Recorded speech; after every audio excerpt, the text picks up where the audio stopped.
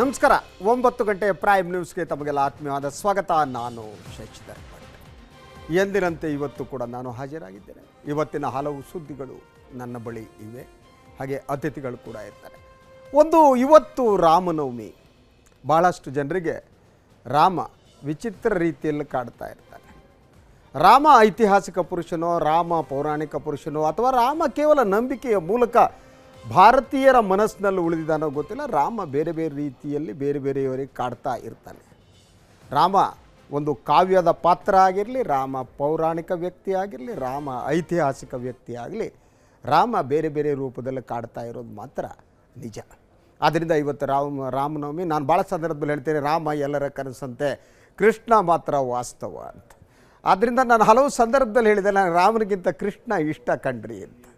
ಇರುವೆ ರಾಮ ಇಷ್ಟ ಆಗಲಿ, ಕೃಷ್ಣ ಇಷ್ಟ ಆಗಲಿ, ಅದು ಅವರವರಿಗೆ ಬಿಟ್ಟಿದ್ದು. ರಾಮನವಮಿ ಆದ್ದರಿಂದ ನೆನಪು ಮಾಡಬೇಕು ಅಂತ ಅನ್ನಿಸ್ತು. ಈಗ ಮೊದಲನೇದಾಗಿ ಇವತ್ತು ನನ್ನ ಗಣ್ಯ ಅತಿಥಿಗಳು ಏನು ಪ್ಯಾನಲಿಸ್ಟ್ ಇದ್ದಾರೆ ಅವರನ್ನು ನಾನು ನಮ್ಮ ವೇದಿಕೆಗೆ ಸ್ವಾಗತಿಸ್ತೇನೆ. ಮೊದಲನೇದಾಗಿ ಏನು ಕಾಂಗ್ರೆಸ್ ಪಕ್ಷದ ನಾಗರಾಜ್ ಯಾದವ್ ಇದ್ದಾರೆ. Sir, please welcome to the show.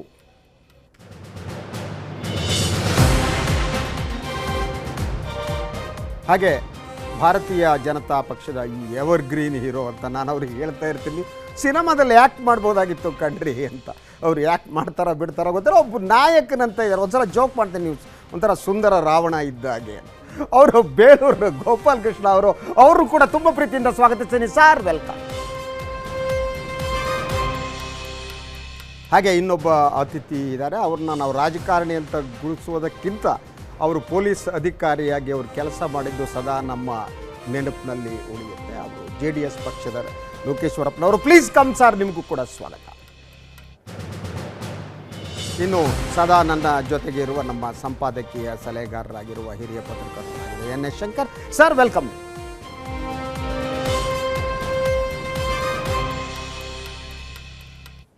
S, ಏನು ನಮ್ಮ ಫಾರ್ಮ್ಯಾಟ್ ಬಗ್ಗೆ ಮತ್ತೆ ಹೇಳಬೇಕಾಗಿಲ್ಲ. ಏನು ಈಗ ಮೊದಲನೇದಾಗಿ ಹೆಡ್ಲೈನ್ಸನ್ನು ನೋಡುವ ಸಮಯ. ಈಗ ಮುಖ್ಯಾಂಶಗಳು.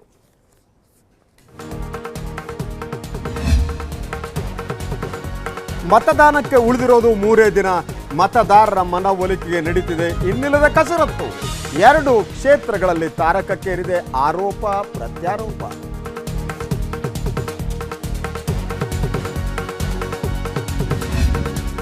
ಎರಡು 2011ರ ಬ್ಯಾಚಿನ KPSC ನೇಮಕಾತಿಗೆ ತಡೆ.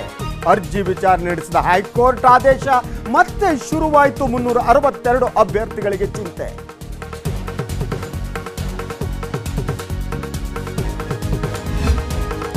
ನೋಟು ನಿಷೇಧ ನಿರ್ಧಾರ ತೆಗೆದುಕೊಂಡು ಕಳೆಯುತ್ತಿದೆ 5 ತಿಂಗಳು. ಇನ್ನೂ ATMಗಳಲ್ಲಿ ಜೋತು ಬಿದ್ದಿವೆ. ನೋ ಕ್ಯಾಶ್ ಬೋರ್ಡು ದೇಶವನ್ನ ಕಾಡುತ್ತಾ ಇದೆ. ಅಗತ್ಯ ಪ್ರಮಾಣದ ಹಣದ ಕೊರತೆ.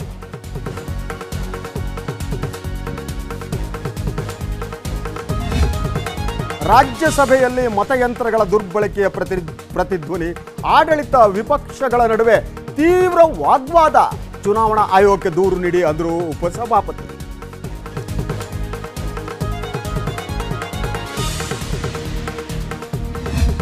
IPL 10ನೇ ಆವೃತ್ತಿಗೆ ಸಿಕ್ಕಿದೆ ಅದ್ದೂರಿ ಚಾಲನೆ. ಸಮಾರಂಭಕ್ಕೆ ಕಲಾ ತಂಡಗಳಿಂದ ಬೆರಗು. ಕ್ರಿಕೆಟ್ ದಿಗ್ಗಜರಿಗೆ ಸಲ್ಲಿಕೆ ಆಯಿತು ಗೌರವ.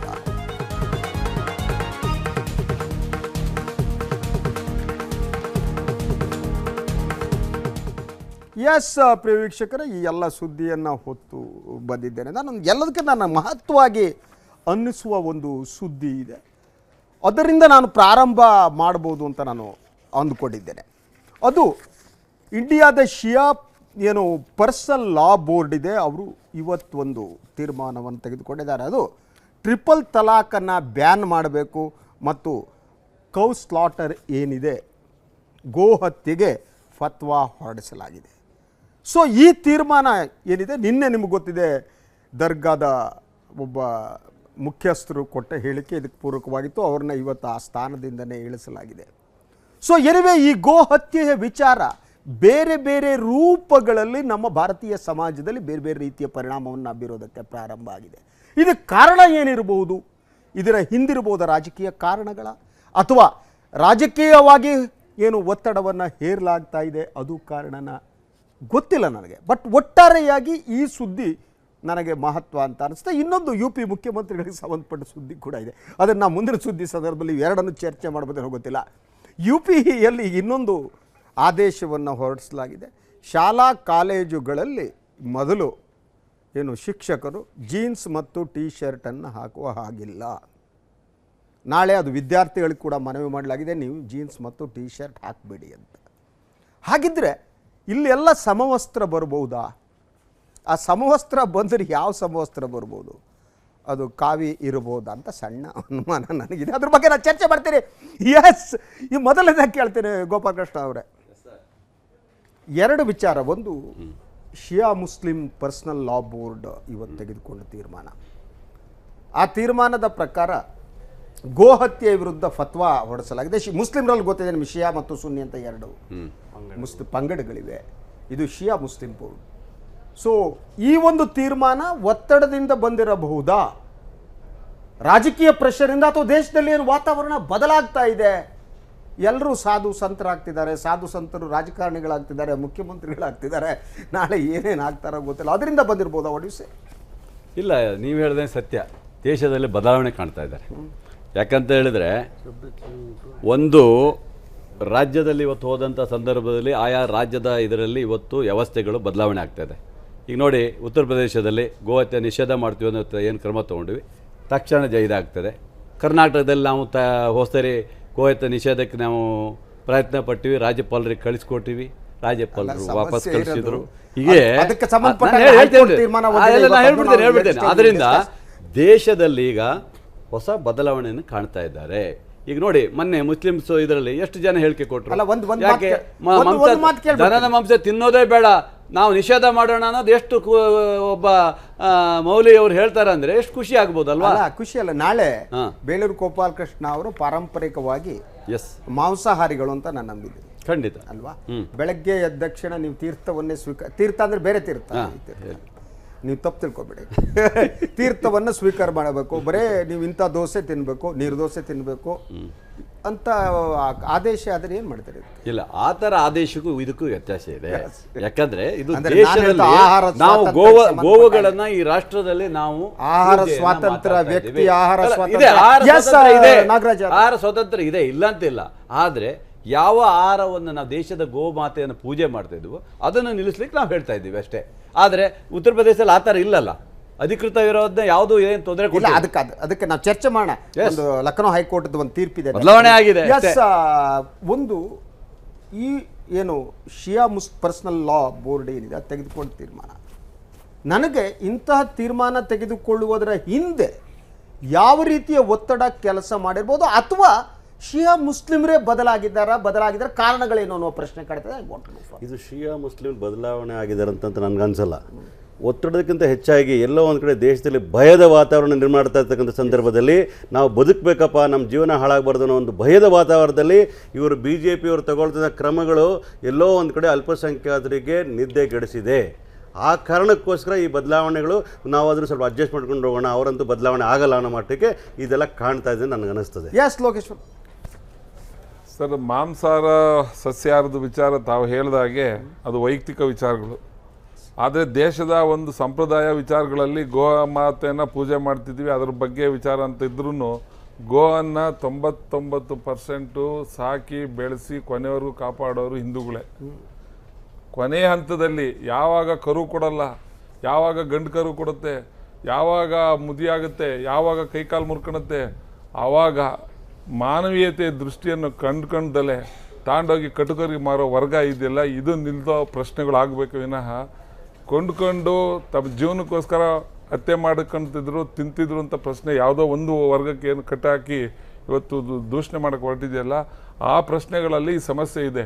ಹಾಗಾಗಿ ಈ ಒಂದು ವರ್ಗ ಅದನ್ನ ಹಿಂದೇನು ಗೋಮಾಳ ಮುಸ್ಲಿಂ ಲಾ ಬೋರ್ಡ್ ಅವರು ಎರಡು ತೀರ್ಮಾನ, ಒಂದು ಮೊನ್ನೆ ಅಜ್ಮೀರ್ ದರ್ಗಾ ಇವರು ಮತ್ತು ಮೌಲ್ವಿ ಹೇಳಿದ ವಿಚಾರ, ಮುಸಲ್ಮಾನರು ಒಂದು ತೀರ್ಮಾನಕ್ಕೆ ಬರ್ಬೋದು. ಏನು ಈಗ BJP ಸರ್ಕಾರ ಒಂದು ಹೊರಟಿದೆ, ಅದ್ರ ಪ್ರಕಾರನೇ 1 ವರ್ಷನೋ 2 ವರ್ಷ ನಾವು ಯಾರು ತಿನ್ನೋದೇ ಬೇಡ, ಬಿಟ್ಬಿಡೋಣ, ಏನಾಗುತ್ತೆ ಬದಲಾವಣೆ ಅಂತ ಒಂದು ನೋಡೋ ಯೋಚನೆಗೂ ಹೊರಟಿರ್ಬೋದೇನೋ. ಅದರಿಂದ ದೇಶ ಇವ್ರು ಹೇಳಿದಾಗೆ ಏನಾದ್ರು ಬದಲಾವಣೆ ಆಗುತ್ತಾ ಅಂತ ಕಾಣೋ ಪ್ರಶ್ನೆಯಲ್ಲಿ ಇರ್ಬೋದೇನೋ, ಆ ದಿಕ್ಕಲ್ಲೂ ಹೊರಟಿರ್ಬೋದು. ಎಸ್ ಶಂಕರ್, ಇದು ಏನು ಶಿಯಾ ಬೋರ್ಡ್ ಏನು ತೊಗೊಂಡಿದೆ ಅದು ನೇರವಾದ ಒತ್ತಡ ಯಾರೋ ಅವ್ರಿಗೆ ಫೋನ್ ಮಾಡಿ ನೀವು ಈ ಥರ ಸ್ಟೇಟ್ಮೆಂಟ್ ಕೊಡಿ ಅಂತ ಹೇಳಿರ್ಲಿಕ್ಕಿಲ್ಲ. ಅಂದರೆ ಒಳಗಿರಬಹುದಾದ ಆದರೆ ಈ ಸೃಷ್ಟಿಯಾಗಿರುವಂಥ ಒಂದು ಸರ್ವವ್ಯಾಪಿಯಾದ ಆತಂಕದ ವಾತಾವರಣ ಏನಿದೆಯಲ್ಲ, ಇದರಲ್ಲಿ ಹೆಂಗೋ ನಾವು ಸರ್ವೈವ್ ಆಗೋಣಪ್ಪ, ಯಾಕೆ ಬೇಕು ಕಾಂಟ್ರವರ್ಸಿ, ಸಂಘರ್ಷ ಬೇಡ, ಸಂಘರ್ಷ ಬೇಡ, ಹೆಂಗೋ ಆಯಿತು ಬೇಡ ಬೇಡ ಬಿಡಪ್ಪ ಅಂದರೆ. ಬಟ್ ಭಾರತದಲ್ಲಿ 31% ಜನ ಅಷ್ಟೇ ಸಸ್ಯಾಹಾರಿಗಳು, 69% ನಾನ್ ವೆಜಿಟೇರಿಯನ್ಸ್. ಅದು ಫ್ಯಾಮಿಲಿ ಎಲ್ಲ ಮೆಂಬರ್ಸು ವೆಜಿಟೇರಿಯನ್ ತೊಗೊಂಡ್ರೆ 21% ಅಷ್ಟೇ. ಹೌದು. ಸೊ ಈ ಒಂದು ಮೈನಾರಿಟಿ ವರ್ಗ ಮೆಜಾರಿಟಿ ಮೇಲೆ ಆಹಾರದ ಆಯ್ಕೆಯನ್ನು ಸ್ವಾತಂತ್ರ್ಯನ ಕಿತ್ಕೊಂಡು ಅವ್ರು ಹೇಳ್ದಾಗ ನಾನು ಹೇಳ್ತೀನಿ ಇದು ತಿನ್ಬೇಡ ನೀನು, ನಾನು ಈಗ ಬಟ್ಟೆದು ಬಂತಲ್ಲ, ನಾಳೆಯಿಂದ ನೀನು ಜೀನ್ಸ್ ಹಾಕ್ಬೇಡ, ನಾಳೆಯಿಂದ ನೀನು ಬರೀ ಮೇಲ್ ಮಾತ್ರ ಹಾಕಂಬ. ಅಲ್ಲ ನೀವು ಇದಕ್ಕೇನು ಅಲ್ಲ ನೀವು ನಾಳೆಯಿಂದ ಚಡ್ಡಿನೇ ಹಾಕಬ ಅಂದ್ಬಿಟ್ರೆ ಎಲ್ಲ ಚಡ್ಡಿ ಹಾಕ ಬರ್ಬೇಕವ, ಪ್ಯಾಂಟ್ ಹಾಕೋಬಹುದು ಈಗ. ಅವರು ಸ್ವಲ್ಪ ಪರಿವರ್ತನೆ ಆಗೋರು ಈಗ ಚಡ್ಡಿಯಿಂದ ಪ್ಯಾಂಟ್ ಬಂದವರು. ಪ್ರಶ್ನೆ ಇರೋದು ಬೇಳೂರು ಒಂದು ನಿಮಿಷ, ಮಾತಾಡಿ. ನಾನು ಏನು ತಿಂತೀನಿ, ನಾನು ಏನು ಹಾಕೋತೀನಿ, ಪಬ್ಲಿಕ್ ಡಿಸೆನ್ಸಿ ಅನ್ನೋದು ಒಂದಿದೆ, ಅದೊಂದೇ ಗೈಡ್ಲೈನ್ ಇರೋದು. ಅದೊಂದೇ ಗೈಡ್ಲೈನ್ ಇರೋದು. ನೇಕೆಡ್ ಆಗಿ ಹೋಗ್ಬಾರ್ದು ಬೇರೆಯವರಿಗೆ. ಹೋಗೋದು ನಮ್ಮಲ್ಲಿ ಅಲೋಡ್, ದಿಗಂಬರರು ಬರ್ತಾರೆ, ಈವನ್ ದಟ್ ಈಸ್ ಅಲೋಡ್. ಅದನ್ನ ಪೂಜ್ಯ ಭಾವನೆಯಿಂದ ನಾವು ನೋಡ್ತೀವಿ. ಹಂಗೆ ನಾನೇ ಕಣ್ಣಾರೆ ನೋಡಿದ್ದೀನಿ. ಎಷ್ಟು ಜನ ಇನ್ಕ್ಲೂಡಿಂಗ್ ಮಹಿಳೆಯರು ಹೋಗಿ ಕಾಲು ಮುಟ್ಟಿ ನಮಸ್ಕಾರ ಮಾಡ್ಕೊಂಡು ಅವ್ರ ಪಾಡಿಗೆ ಅವ್ರು ಹೋಗ್ತಾ ಇರ್ತಾರೆ, ಇವ್ರ ಪಾಡಿಗೆ ಇರ್ತಾರೆ. ಸೊ ಆದ್ರಿಂದಾಗಿ ನೀವು ಯಾವುದೇ ಒಂದನ್ನ ನೀವು ಹೇರಿದ ತಕ್ಷಣನೇ ಇದು ಡೆಮೋಕ್ರಸಿ ಅಲ್ಲ. ನೀವು ಬಟ್ಟೆ ವಿಚಾರ ಇಲ್ಲ, ಅದು ಅದಕ್ಕೆ ನಾವು ಒಪ್ಪಲ್ಲ. ಯಾಕಂದ್ರೆ ಈಗ ಒತ್ತಡದಲ್ಲಿ ಆಗಿ ಯಾವುದೇ ಒತ್ತಡದಲ್ಲಿ ಮಣದು ಆ ತರ ಮಾಡೋದನ್ನೋದು ಸಾಧ್ಯನೇ ಇಲ್ಲ. ಯಾಕೆ ನಮ್ಗೆ ಯಾವ ಹೆದರ್ಸಿ ಏನಾರು ಮಾಡ್ಲಿಕ್ಕೆ ಯಾರಿಗಾರು ಆಗತ್ತಾ? ನೋಡಿ, ದೇಶದ ಒಂದು ಇದರಲ್ಲಿ ಈಗ ಹೊಸ ಇತಿಹಾಸ ಚೇಂಜ್ ಆಗ್ತಾ ಹೋಗ್ಬೋದು. 21ನೇ ಶತಮಾನದಲ್ಲಿ ಹೊಸ ಹೊಸ ಮಾದರಿಯಾಗಿ ಹೋಗ್ಬೋದು. ಯಾಕೆ ಇಲ್ಲ ಅನ್ನತ್ತೀರಿ ನೀವು? ಯಾಕೆ ಬೇಡ ಅನ್ನೋದಾಗತ್ತೆ? ನಾನು ಮಾಂಸಾಹಾರಿ ಬಗ್ಗೆ ಹೇಳ್ದಾದ್ರೆ, ಈಗ ಇವ್ರು ಹೇಳಿ ಶಂಕರ್ ಅವ್ರು ಹೇಳ್ದಂಗೆ ಹೆದರಿಸಿ ಇದು ಮಾಡೋದಂತ ಆಗಿದ್ರೆ ಯಾವ ತರ ಹೆದರ್ಸಕ್ಕಾಗತ್ತೆ? ಅದು ಸಾಧ್ಯನೇ? ಅದು ನಾನು ಹೇಳ್ತೀನಿ, ಪ್ರಜಾಪ್ರಭುತ್ವ ವ್ಯವಸ್ಥೆಯಲ್ಲಿ ಯಾವ ಹೆದರಿಕೆ ಹೇಳ್ತಾರೆ. ಆಮೇಲೆ ಹೇಳಿ. ಆದ್ರಿಂದ ಮಾಂಸ ತಿನ್ಲಿಕ್ಕಾಗಿ ನೀವು ಗೋವನೇ ತಿನ್ಬೇಕಂತ ಇದೆಯಾ? ಬೇರೆ ಮಾಂಸಗಳು ಬೇಕಾದಷ್ಟು ಇದೆಯಲ್ಲ, ಪೂಜೆ ಮಾಡುವಂತ ಒಂದು ವಸ್ತು, ಅದನ್ನ ನಾವು ಆಗ್ಬಾರ್ದು ನಾವು ಹೇಳೋದು. ನಾವು ಇವತ್ತು ಹಂದಿ ವರಾಹ ಅವತಾರ, ಕೋತಿ ಹನುಮಂತ, ಸ್ನೇಕು ನಾವು ಅವ್ರನ್ನ ಬಿಡಿ, ಅದು ಬೇಕಾದಷ್ಟು ಯಾವ್ದನ್ನ ಪೂಜೆ ಮಾಡಲ್ಲ ನಾವು. ಸಾಕವರು ಮಾರಾಟ ಮಾಡೋರು ಯಾರು ಪ್ರಶ್ನೆ ಇದೆ. ನಿಷೇಧ ಆಗ್ಬೇಕು ಹೇಳಿದ್ರು. ಬಹಳ ಪ್ರಮುಖವಾದ ಪ್ರಶ್ನೆ ಕೇಳಿದ್ರು. ನಾವೇನು ಗೂಂಡಾಗಿರಿ ಮಾಡಿದ್ವಾ, ಹೆದರಿಸಿದ್ವಾ, ಮಾಡಿದ್ವಾ ಅವ್ರ ಬದಲಾವಣೆ ಅಂತ ಹೇಳಿದ್ರಲ್ಲ. ನಾನು ಹೇಳ್ತೀನಿ ಹ್ಯಾಗ್ ಮಾಡಿದ್ರ ಅಂತ ಹೇಳ್ತೀನಿ ಕೇಳಿ. ಇಲ್ಲ, ಇನ್ನೊಂದು ಸುದ್ದಿ ಇದೆ, ಡಿಸ್ಕಸ್ ಮಾಡಿ. ಇದನ್ನ ಮಾಡ್ಬಿಟ್ಟು ಲಕ್ನೋ ಒಂದೇ ಒಂದು ಪಾಯಿಂಟ್ ಹೇಳ್ಬಿಡ್ತೀನಿ ಸರ್ ಈ ವಿಚಾರದಲ್ಲಿ. ಗುಜರಾತ್ ಅಲ್ಲಿ ಒಂದು ಬಿಲ್ ನ ಪಾಸ್ ಮಾಡಿದ್ರೆ ಜೀವಾವಧಿ ಶಿಕ್ಷೆ ಕೊಡ್ತೀನಿ ಅಂತಾರೆ. ಅದು ಹೆದರಿಕೆ ಅಲ್ವಾ ಒಂದು ಗುಂಪಿಗೆ ನೀವು ಮಾಡ್ತಕ್ಕಂಥದ್ದು? ಯಾವ್ದಕ್ಕೆ ಅವಶ್ಯಕತೆ ಬೇಕಾಗಿತ್ತು? ಗಲ್ಲು ಶಿಕ್ಷೆ. ಇನ್ನೊಂದು ಕಡೆ ಇನ್ನೊಂದು ರಾಜ್ಯದಲ್ಲಿ ಹೇಳ್ತಾರೆ ಮುಖ್ಯಮಂತ್ರಿ, ನನ್ನ ರಾಜ್ಯದಲ್ಲಿ ಗೋ ಹತ್ಯೆ ಆದ್ರೆ ಗಲ್ಲು ಶಿಕ್ಷೆಗೆ ಹಾಕ್ತೀನಿ ಅನ್ನೋದು ಯಾವ್ದ್ರಿ? ಇದು ಹೆದರಿಕೆ ಅಲ್ವಾ? ನೀವು ಅಧಿಕಾರವನ್ನು ದುರುಪಯೋಗಿಸ್ಪಟ್ಕೊಂಡು ಇವಾಗ ಲೀಗಲೈಸ್ ಗುಂಡಾಗಿರಿ ಯಾಕೆ ಮಾಡಬಾರ್ದ್ರಿ? ಒಳ್ಳೆ ಕಥೆ ಲೀಗಲೈಸ್ ಆಗಿ ಗುಂಡಾಗಿರಿ ಮಾಡ್ತೀರಿ, ಹಾಗೆ ಮಾಡ್ಬಿಡ್ತೀನಿ, ಜೀವಾವಧಿ ಶಿಕ್ಷೆ ಕೊಟ್ಬಿಡ್ತೀನಿ.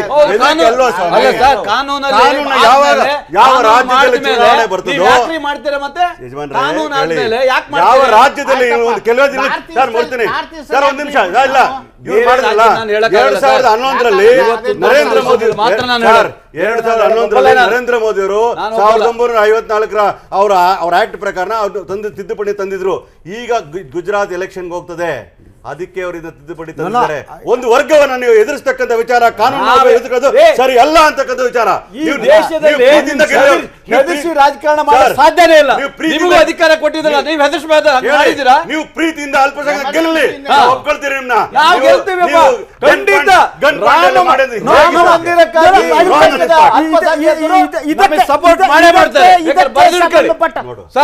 ಕೋರ್ಟ್ ಹೇಳಿರೋದು ಒಂದು ಸುದ್ದಿ ಇದೆ, ಅದನ್ನ ನೋಡ್ಬಿಟ್ಟು ಡಿಸ್ಕಸ್. ಯಾಕಂದ್ರೆ ನ್ಯಾಯಾಲಯ ಈ ಬಗ್ಗೆ ಎಲ್ಲರ ಮನಸ್ಸು ಗೆಲ್ಲೋರೆ, ಅದ್ರಲ್ಲಿ ಎರಡು ಮಾತಿಲ್ಲ. ಅಲ್ಪಸಂಖ್ಯಾತರು ಸಹ ಪ್ರೀತಿಯಿಂದಲೇ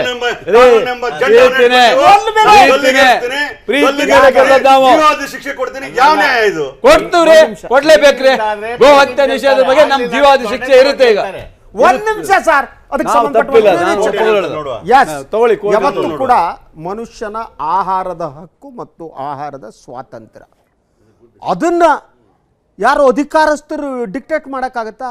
ನಾಳೆ ಬೆಳಗ್ಗೆ ಎದ್ದ ಕಡೆ ನಾನು ಏನು ತಿನ್ನಬೇಕು, ಮಧ್ಯಾಹ್ನ ಯಾರು ಅದಕ್ಕೆ ಸಂಬಂಧಪಟ್ಟ ಸುದ್ದಿ ಇಲ್ಲಿದೆ. ಇದು ಈ ಆಹಾರಕ್ಕೆ ಸಂಬಂಧಪಟ್ಟ ಹಾಗೆ ಈ ಗೋಮಾಂಸವನ್ನು ಸಂಪೂರ್ಣವಾಗಿ ನಿಷೇಧಿಸುವಂತಿಲ್ಲ ಅಂತ ಉತ್ತರ ಪ್ರದೇಶದ ಅಲಹಾಬಾದ್ನ ಲಕ್ನೋ ಹೈಕೋರ್ಟ್ ಪೀಠ ಅಭಿಪ್ರಾಯಪಟ್ಟಿದೆ. ಕಸಾಯಿಖಾನೆಗಳನ್ನು ಕುರಿತ ನಿಖರವಾದ ಯೋಜನೆಯ ವಿವರಗಳನ್ನು 10 ದಿನಗಳ ಒಳಗೆ ಸಲ್ಲಿಸುವಂತೆ ಮುಖ್ಯಮಂತ್ರಿ ಆದಿತ್ಯನಾಥ್ ಅವರಿಗೆ ಕಾಲಾವಕಾಶ ನೀಡಲಾಗಿದೆ. ಕಸಾಯಿಖಾನೆ ಮಾರಾಟಗಾರರು ತಮ್ಮ ಪರವಾನಗಿ ನವೀಕರಿಸದ ಹಿನ್ನೆಲೆಯಲ್ಲಿ ಹೈಕೋರ್ಟ್ ಮೆಟ್ಟಿಲೇರಿದ್ದರು. ಅರ್ಜಿಯ ವಿಚಾರಣೆ ವೇಳೆ ಕೋರ್ಟ್ ಆಹಾರದ ಹವ್ಯಾಸ ಮತ್ತು ಇದಕ್ಕೆ ಸಂಬಂಧಿಸಿದ ವಸ್ತುಗಳ ಮಾರಾಟ ನಿರ್ವಿವಾದವಾಗಿ ಜೀವಿಸುವ ಹಕ್ಕಿಗೆ ಸಂಬಂಧಿಸಿದೆ. ಆಹಾರವನ್ನು ನಿಷೇಧಿಸುವುದು ಸಂವಿಧಾನದ 21ನೇ ವಿಧಿಯ ಉಲ್ಲಂಘನೆ ಎಂದು ಹೇಳಿದೆ. ತನ್ನ ಅಧಿಕೃತ ಮಾಂಸ ಮಾರಾಟದ ಅಂಗಡಿಯ ಪರವಾನಗಿಯನ್ನ ಮಾರ್ಚ್ 31ರ ನಂತರ ನವೀಕರಿಸಿಲ್ಲ ಎಂದು ವ್ಯಾಪಾರಿ ಹೈಕೋರ್ಟ್ ಮೆಟ್ಟಿಲೇರಿದ್ದರು. ಅಲ್ಲದೆ ತನ್ನ ಜೀವನೋಪಾಯಕ್ಕೆ ಧಕ್ಕೆಯಾಗಿದೆ ಅಂತ ವಾದಿಸಿದ್ದರು. ಆಹಾರದ ವಿಷಯದಲ್ಲಿ ಹೇರಿಕೆ ಸಲ್ಲದು. ನಾಗರಿಕರಿಗೆ ಆರೋಗ್ಯಪೂರ್ಣ ಆಹಾರವನ್ನ ಸರಬರಾಜು ಮಾಡುವುದು ಸರ್ಕಾರದ ಜವಾಬ್ದಾರಿ ಎಂದು ಕೂಡ ನ್ಯಾಯಮೂರ್ತಿ ಅಮರೇಶ್ವರ್ ಪ್ರತಾಪ್ ಸಾಹಿ ಮತ್ತು ನ್ಯಾಯಮೂರ್ತಿ ಸಂಜಯ್ ಹರ್ಕೌಲಿ ಅವರ ವಿಭಾಗೀಯ ಪೀಠ ಹೇಳಿದೆ. 2014ರಲ್ಲಿ ಕೇಂದ್ರದಲ್ಲಿ ಬಿಜೆಪಿ ಅಧಿಕಾರಕ್ಕೆ ಬಂದ ನಂತರ ದನದ ಅಕ್ರಮ ಸಾಗಣೆ ಮತ್ತು ಗೋಮಾಂಸ ಸೇವನೆ ದೊಡ್ಡ ವಿವಾದವಾಗಿ ಮಾರ್ಪಟ್ಟಿತ್ತು. ಆದರೆ ಉತ್ತರ ಪ್ರದೇಶದಲ್ಲಿ ಬಿಜೆಪಿ ಅಧಿಕಾರಕ್ಕೆ ಬಂದ ನಂತರ ಅನಧಿಕೃತ ಕಸಾಯಿಖಾನೆಗಳನ್ನು ಬಂದ್ ಮಾಡುವ ನಿರ್ಧಾರ ಕೈಗೊಂಡಿತ್ತು. ಇದರ ಬೆನ್ನಲ್ಲೇ ವಿವಾದ ತಾರಕಕ್ಕೆ ಏರಿತ್ತು. ಈ ಹಿನ್ನೆಲೆಯಲ್ಲಿ ಹೈಕೋರ್ಟ್ನ ಈ ತೀರ್ಪು ಮಹತ್ವ ಪಡೆದುಕೊಂಡಿದೆ.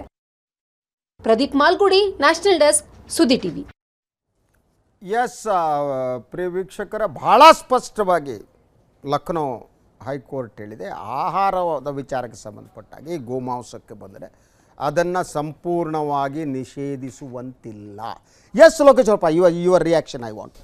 ಸರ್, ಈಗ ಕೋರ್ಟಿನ ವಿಚಾರಕ್ಕೆ ಹೋದಾಗ ಅದರ ಒಂದು ತೂಕ ಅದ್ರ ಎಲ್ಲೋ ಕಂಡಿದೆ ಅಂತ ಅಭಿಪ್ರಾಯ ಆಗುತ್ತೆ. ಜನರ ಒಂದು ಭಾವನೆಯನ್ನು ಅರ್ಥ ಮಾಡ್ಕೊಳ್ಳೋ ಪ್ರಯತ್ನ ಆಗಿದೆ. ಮೂಲವಾಗಿ ಎಲ್ಲರ ಪ್ರಶ್ನೆನೂ ಇದೆ ಇದರಲ್ಲಿ. ನೀವು ನಿಷೇಧ ಮಾಡೋದಾದರೆ ಈ ಪ್ರಪಂಚದಲ್ಲಿ ಹೈಯೆಸ್ಟ್ ಸಪ್ಲೈ ಕೊಡ್ತಾ ಇರ್ತಕ್ಕಂಥ ಬೀಫ್ನ ಕೊಡ್ತಾ ಇರೋಂಥ ದೇಶಗಳಲ್ಲಿ ಮೊದಲನೇ ಸ್ಥಾನದಲ್ಲಿರೋದೇ ಭಾರತ ದೇಶ. ನೀವು ನಿಮ್ಮ ಸರ್ಕಾರನೇ ಇರೋಕಾರೆ ಮೊದಲು ಅಲ್ಲಿ ನಿಷೇಧ ಮಾಡಿಬಿಡಿ. ನೀವು ಅವಾಗ ಮಾಡಿದ್ರೆ ಕಟ್ಕರು ಎಲ್ಲ ಅವರೇ ಮನೆಗಳು ಸೇರ್ಕೊಂಡ್ಬಿಡ್ತಾರೆ. ಯಾರನ್ನೇನು ದೂಷಣೆ ಮಾಡೋದು ಬೇಕಿಲ್ಲ, ಯಾವ ಅಂಗಡಿ ಮುಚ್ಚಬೇಕಾಗಿಲ್ಲ. ಅವ ಎಕ್ಸ್ಪೋರ್ಟ್ ಆಗ್ತಾ ಇರೋದ್ರಿಂದ 60% of the export from Uttar Pradesh. ಹಾಗಾಗಿ ನೀವು ನಿಷೇಧ ಟೋಟಲ್ ಮಾಡಿಬಿಟ್ರೆ ಎಕ್ಸ್ಪೋರ್ಟ್. ಈವಾಗಲೇ ನಾವು ಅದನ್ನು ಡಿಸ್ಕಸ್ ಕೂಡ ಮಾಡಿದ್ವಿ. ಏನು ಈಶಾನ್ಯ ರಾಜ್ಯಗಳಲ್ಲಿ ನಾವು ಮಾಡಲಂತ ಬಿಜೆಪಿ ಆಲ್ರೆಡಿ ಇಂಡಿವಿಜುವಲ್ ರಾಜ್ಯಗಳಲ್ಲಿ ನೀವು ನಿಮ್ಮ ಪಕ್ಷಗಳಿದ್ದಾಗ ಅಷ್ಟೇ ಇದೆಲ್ಲ ಮಾಡ್ಕೊಂಡು ಗೊಂದಲ ಸೃಷ್ಟಿಸೋ ಬದಲು ರಾಷ್ಟ್ರ ಮಟ್ಟದಲ್ಲಿ ಈ ಪ್ರಶ್ನೆಗೆ ಒಂದು ಉತ್ತರನ ಕೊಡೋದಕ್ಕೆ ಅವಕಾಶ ಇದ್ದಾಗ ನೀವು ಮಾಡೋದ್ರಿಂದ ಎಲ್ಲ ರಾಜ್ಯಗಳು ಅಳವಡಿಸ್ಕೊಂತ ಹೋಗ ಸುಲಭ ಆಗುತ್ತೆ. ಮಾಂಸ ತಿನ್ಬೇಡಿ ಅಂತ ಎಲ್ಲೂ ಹೇಳಿಲ್ವಲ್ಲ, ಎಲ್ಲರೂ ತಿನ್ನೋಕೆ ಅವಕಾಶ ಇದೆ. ಇಲ್ಲ, ಅದು ಮಾಡ್ಲಿಕ್ಕೆ ಬರೋದಿಲ್ಲ.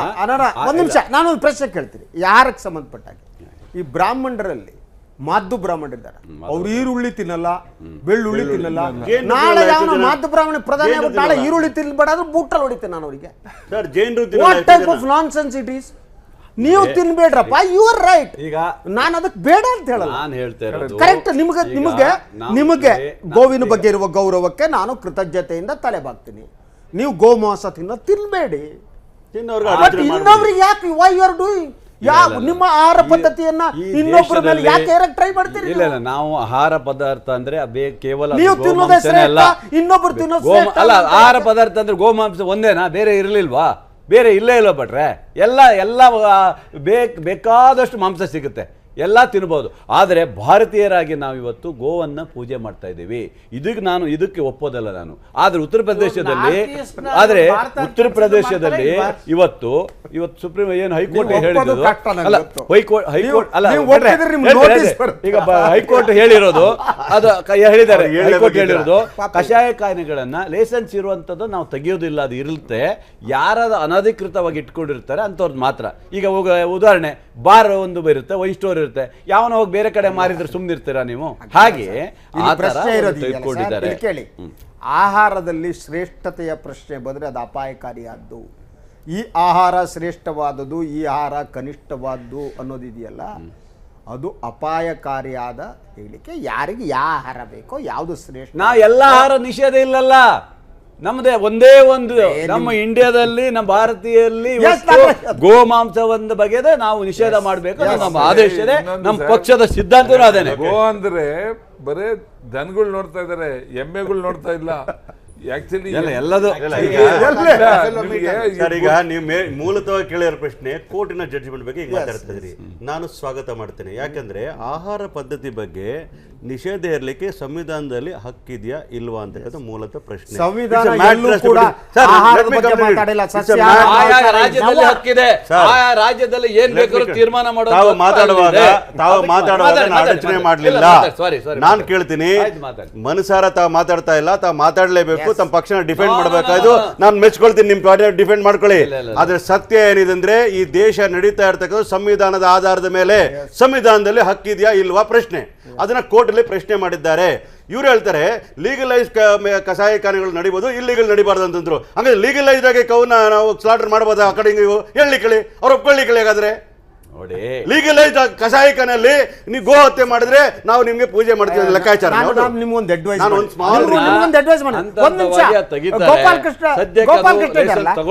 ಸರ್. ಗೋಪಾಲ್ ಕೃಷ್ಣ ಅವರೇ, ನಿಮ್ಮ ತೊಂದರೆ ನನಗೆ ಅರ್ಥ. ನೀವು ಡೆಮಾಕ್ರೆಟಿಕ್ ಆದವರು, ನಾನ್ ವೆಜ್ ಪರವಾಗಿದ್ದವರು, ಇದೆಲ್ಲ ಪರವಾಗಿದ್ದವ್ರು ನನಗೆ ಗೊತ್ತು. ನಾನು ಎಷ್ಟು ವರ್ಷದಿಂದ ನೋಡಿಲ್ಲ ನಿಮ್ಮನ್ನ, ಇವತ್ತು ನೋಡೋದಾ? He's such a nice gentleman. He's a Democrat. ಅದರ ಜೊತೆಗೆ ಪಾಪ ಅವ್ರ ಸಿಚುವೇಶನ್. ಈ ದೇಶದಲ್ಲಿ ನಾನ್ ವೆಜ್ ಬಂದ್ ಮಾಡಿದಾಗ ಏನ್ ಮಾಡಕ್ಕಾಗಲ್ಲ, ನಿಮ್ ತರ ವೆಜಿಟೇರಿಯನ್ ಬರಲೇಬೇಕಾಗುತ್ತೆ, ಅದು ಬೇರೆ. ಅದು ಆದ್ರೆ ಯಾತಕ್ಕಾಗಿ ಬಂದ್ ಮಾಡಿದ್ದಾರೆ ಅನ್ನೋದು ಒಂದು ಚೂರು ಯೋಚನೆ ಮಾಡಿ ಸರ್. ಯಾಕೆ ಇವತ್ತು ಯಾವ ಉದ್ದೇಶಕ್ಕೆ ಹೌದು ಆ ಕಡೆ ನಾರ್ತ್ ಈಸ್ಟ್ ಕಡೆ ಯಾಕೆ ಬಿಟ್ಕೊಡ್ತೀರಿ? ಯಾವ್ದು ಬಿಟ್ಕೊಡಲ್ಲ, ಎಲ್ಲ ಸರಿಯಾಗುತ್ತೆ, ಎಲ್ಲ ಮಾಡ್ತೇವೆ.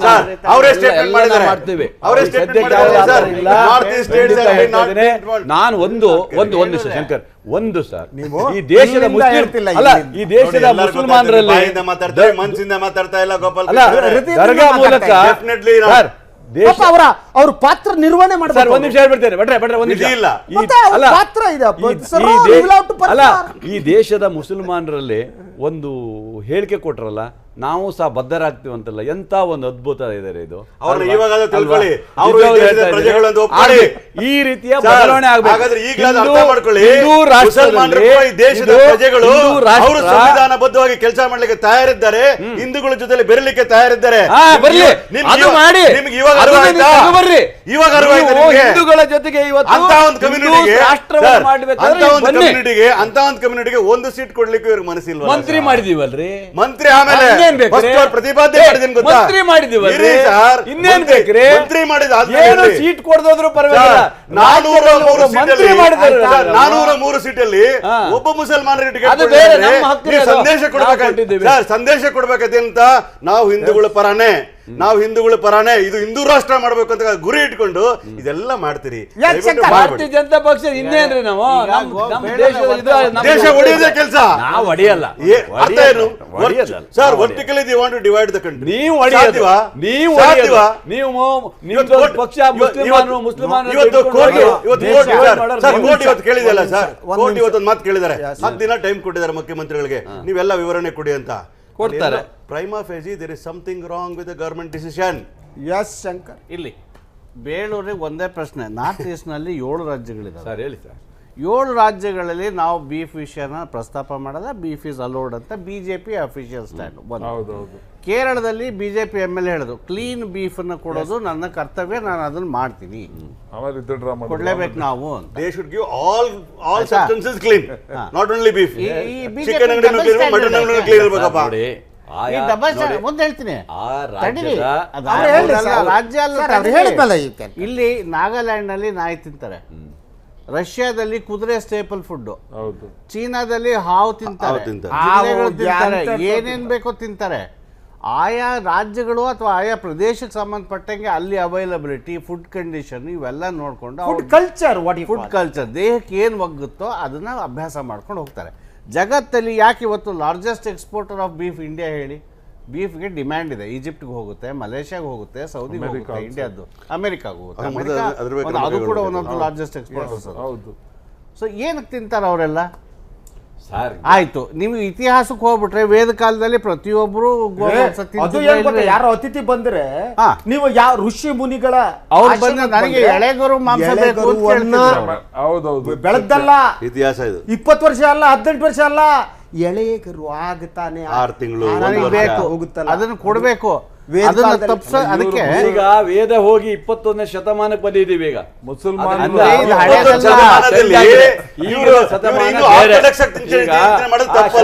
ಚೇಂಜ್ ಆಗಿದೆ. ನಾನು ಹೇಳೋದು ಇಷ್ಟೇನೆ, ನಮ್ಮ ದೇಶದಲ್ಲಿ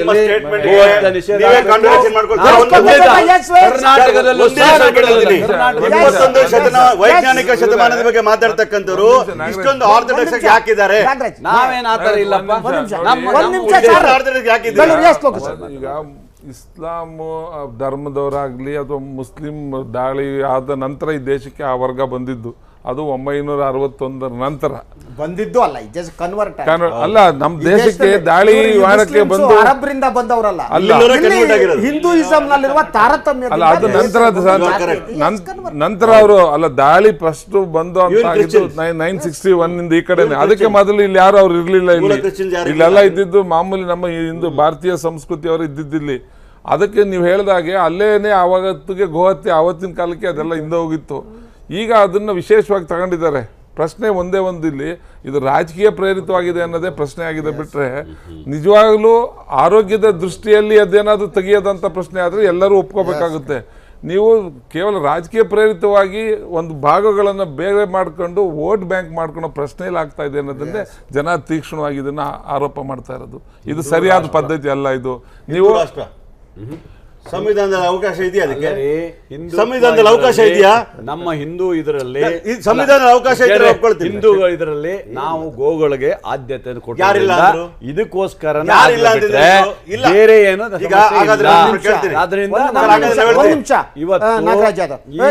ಬೇಳೂರು ಒಂದು ಕೇಳ್ತೀನಿ. ರಾಜ್ಯದಲ್ಲಿ ಬರಗಾಲ ತಾಂಡವವಾಡ್ತಾ ಇದೆ. ಎಲ್ಲ ಕಡೆ ಹಸುಗಳು ಮೇವಿಲ್ಲದೆ ಸಾಯ್ತಾ ಇವೆ.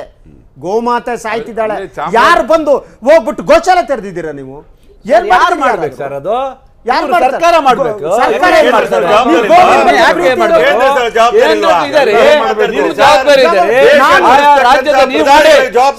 ಉತ್ತರ ಪ್ರದೇಶದಲ್ಲಿ ಇವತ್ತು 36,000 ಕೋಟಿ ರೂಪಾಯಿ ಸಾಲ ಮನ್ನಾ ಮಾಡಿದ್ರಲ್ಲ, ಇವ್ರಿಗೇನ್ ತಾಕತ್ ಇರ್ಲಿಲ್ಲ ಅಂದ್ರೆ ಮಾಡ್ರಿ. ನೋಡಿ ಇವತ್ತು ತಮಿಳ್ನಾಡು ಹೈಕೋರ್ಟ್ ಇವತ್ತು ಅಲ್ಲಿ ಆದೇಶ ಕೊಟ್ಟಿದ್ದಾರೆ. ಅದನ್ನ ನಾವು ಚರ್ಚೆ ಮಾಡಿದೀವಿ. ಹೌದಾ? ಹಂಗೆ ಇವರಿಗೆ ಅದೇ ಚಾಟಿ ಮನಮೋಹನ್ ಸಿಂಗ್ ಅವರು ಇದ್ದಾಗ 77,000 ಕೋಟಿ ನಾವೇ ಮಾಡಿದ್ದು. 72,000 ಕೋಟಿ ಯಾರಿಗೂ ಬಡವರಿಗೆ ಯಾರಿಗೂ ಹೋಗಿಲ್ಲ. ನೀವು ಹೋಗಿಲ್ಲ ಅಂತ ಏನು ವಿರಾಮ ಅದಕ್ಕಿಂತ ಮತ್ತೆ ಒಂದು ನಿಮಿಷ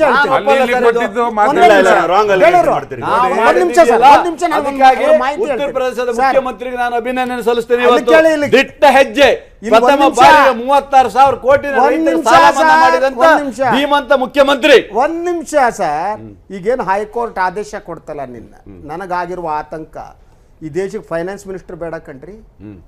ಕೋರ್ಟ್ಗಳು ಹೋಗ್ಬಿಟ್ಟು ಈ ರೀತಿ ನೀವು ಆದೇಶ ಕೊಡ್ತಾ ಹೋದ್ರೆ ಎಲ್ಲೆಲ್ಲಿ ಕೋರ್ಟ್ ಹೋಗುತ್ತಾ? I don't know. ನೀವು ಒಂದು ಹಣಕಾಸಿನ ಸ್ಥಿತಿಯಲ್ಲಿ ಒಂದ್ ನಿಮಿಷ ಸರ್, ಸಾಲ ಮನ್ನಾ ಮಾಡಬೇಕು. ಅದು ಆ ರಾಜ್ಯದ ಆ ಪ್ರದೇಶದ ಆರ್ಥಿಕ ಸ್ಥಿತಿ ಮೇಲೆ ಡಿಪೆಂಡ್ ಇದೆ.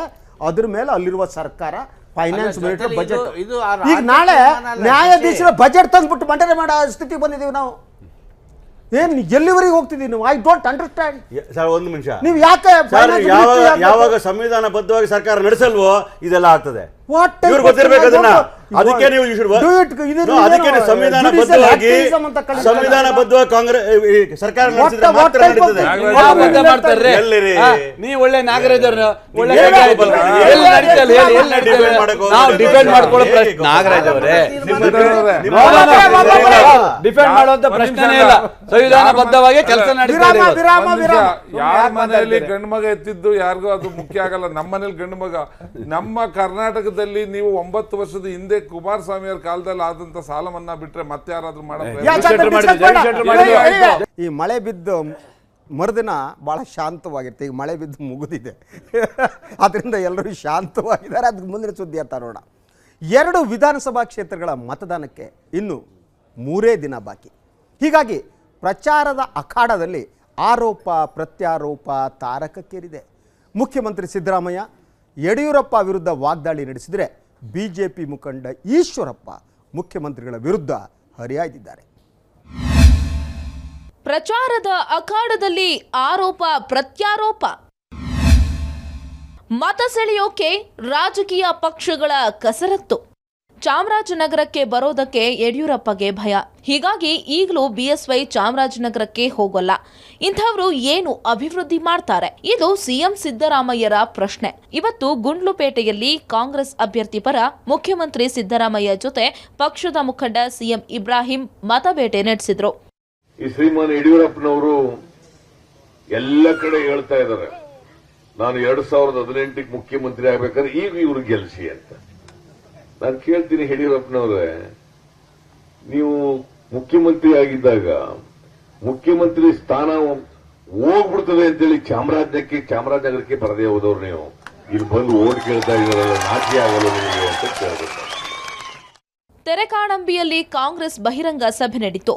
ಈ ವೇಳೆ ಸಿಎಂ ಹಾಗೂ ಇಬ್ರಾಹಿಂ ಜೊತೆ ಹಲವು ಸಚಿವರು ಮತ್ತು ಸಂಸದರು ಭಾಗಿಯಾಗಿದ್ರು. ಇತ್ತ ನಂಜನಗೂಡಿನಲ್ಲಿ ಕೆಪಿಸಿಸಿ ಅಧ್ಯಕ್ಷ ಜಿ ಪರಮೇಶ್ವರ್ ಪಕ್ಷದ ಮುಖಂಡರ ಜೊತೆ ಸಭೆ ನಡೆಸಿದ್ರು. ಈ ವೇಳೆ ಸಚಿವ ಡಾಕ್ಟರ್ ಎಚ್.ಸಿ. ಮಹದೇವಪ್ಪ ಸಾಥ್ ನೀಡಿದ್ರು. ನಟರಾದ ಮುಖ್ಯಮಂತ್ರಿ ಚಂದ್ರು ಹಾಗೂ ಶಶಿಕುಮಾರ್ ಪ್ರಚಾರ ಕಾರ್ಯದಲ್ಲಿ ಭಾಗಿಯಾಗಿದ್ರು.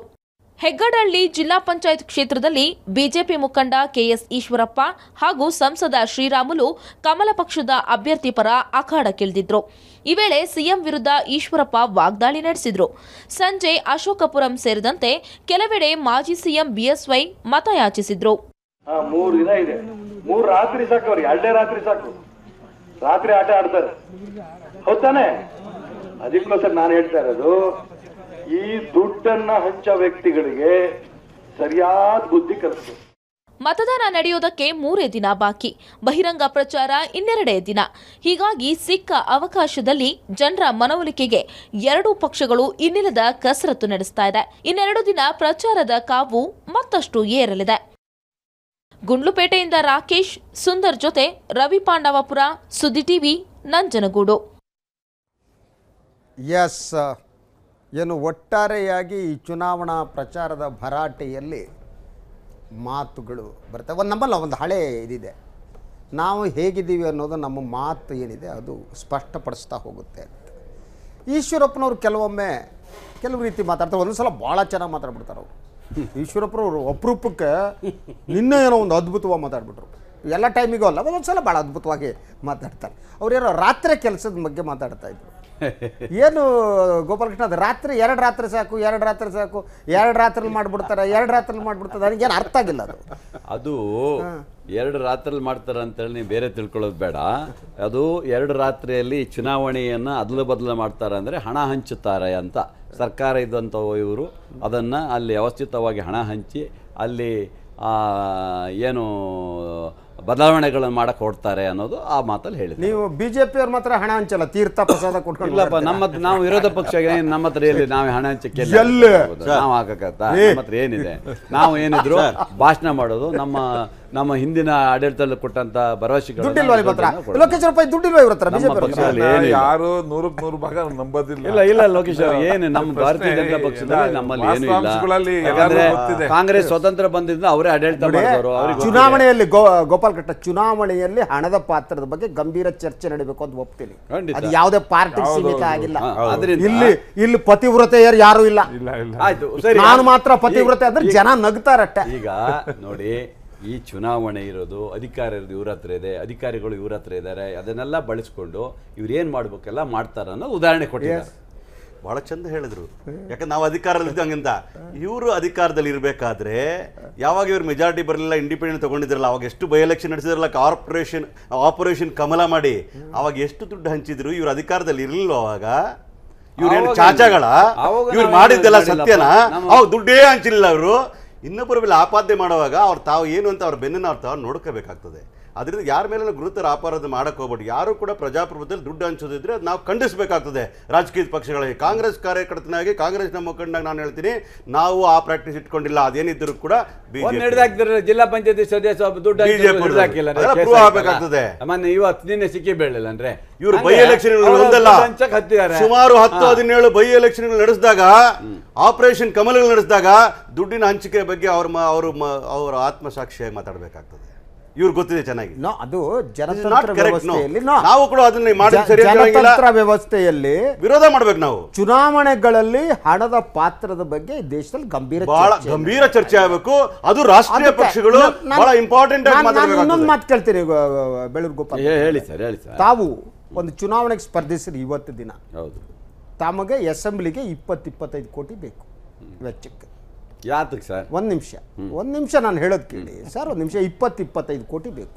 ಆ 25 ಕೋಟಿ ನಿಮಗೆ ಬೇಕಾದರೆ ಅದು ಪೂರ್ಣ ನ್ಯಾಯವಾದ ದುಡ್ಡು ಹಣ ಆಗಿರಲ್ಲ. ನಿಮ್ಗೆ ಯಾರೋ ವಿಶ್ವಾಸಕ್ಕೆ ತಂದ್ಬಿಟ್ಟು ನಮ್ಮ ಗೋಪಾಲ್ ಕೃಷ್ಣ ಅಂತ ನಿಮ್ಗೆ ಹಣ ಕೊಡ್ಬೋದು, ಇನ್ನೊಬ್ರು ಕೊಡ್ಬೋದು. ಅವರು ಸುಮ್ಮನೆ ಕೊಡಲ್ಲ. ನೀವು ಅಧಿಕಾರಕ್ಕೆ ಬಂದ ಮೇಲೆ ಅವ್ರು ಏನೋ ನಿರೀಕ್ಷೆ ಇಟ್ಕೊಂಡಿರ್ತಾರೆ. ಇಡೀ ವ್ಯವಸ್ಥೆ ಆಗಿದೆ. ಸೀರಿಯಸ್ ಅಬೌಟ್ ಹುಡುಗಾಟಿಗೆ ಚುನಾವಣಾ ಪ್ರಚಾರ ಅಲ್ಲ ಅದು. ಇಡೀ ಚುನಾವಣೆಗಳಲ್ಲಿ ಹಣದ ಪಾತ್ರ ಹೇಗಿದೆ ಅಂದ್ರೆ ಒಬ್ಬ ಸಾಮಾನ್ಯ ಇವತ್ತು ಚುನಾವಣೆಗೆ ನಿಂತು ಗೆದ್ದು ಬರುವ ಸ್ಥಿತಿಯಲ್ಲಿ ನಾವಿಲ್ಲ. System it has been spoiled. Yes, ಅದು ಗಂಭೀರ ಚಿಂತನೆ ಆಗಬೇಕು.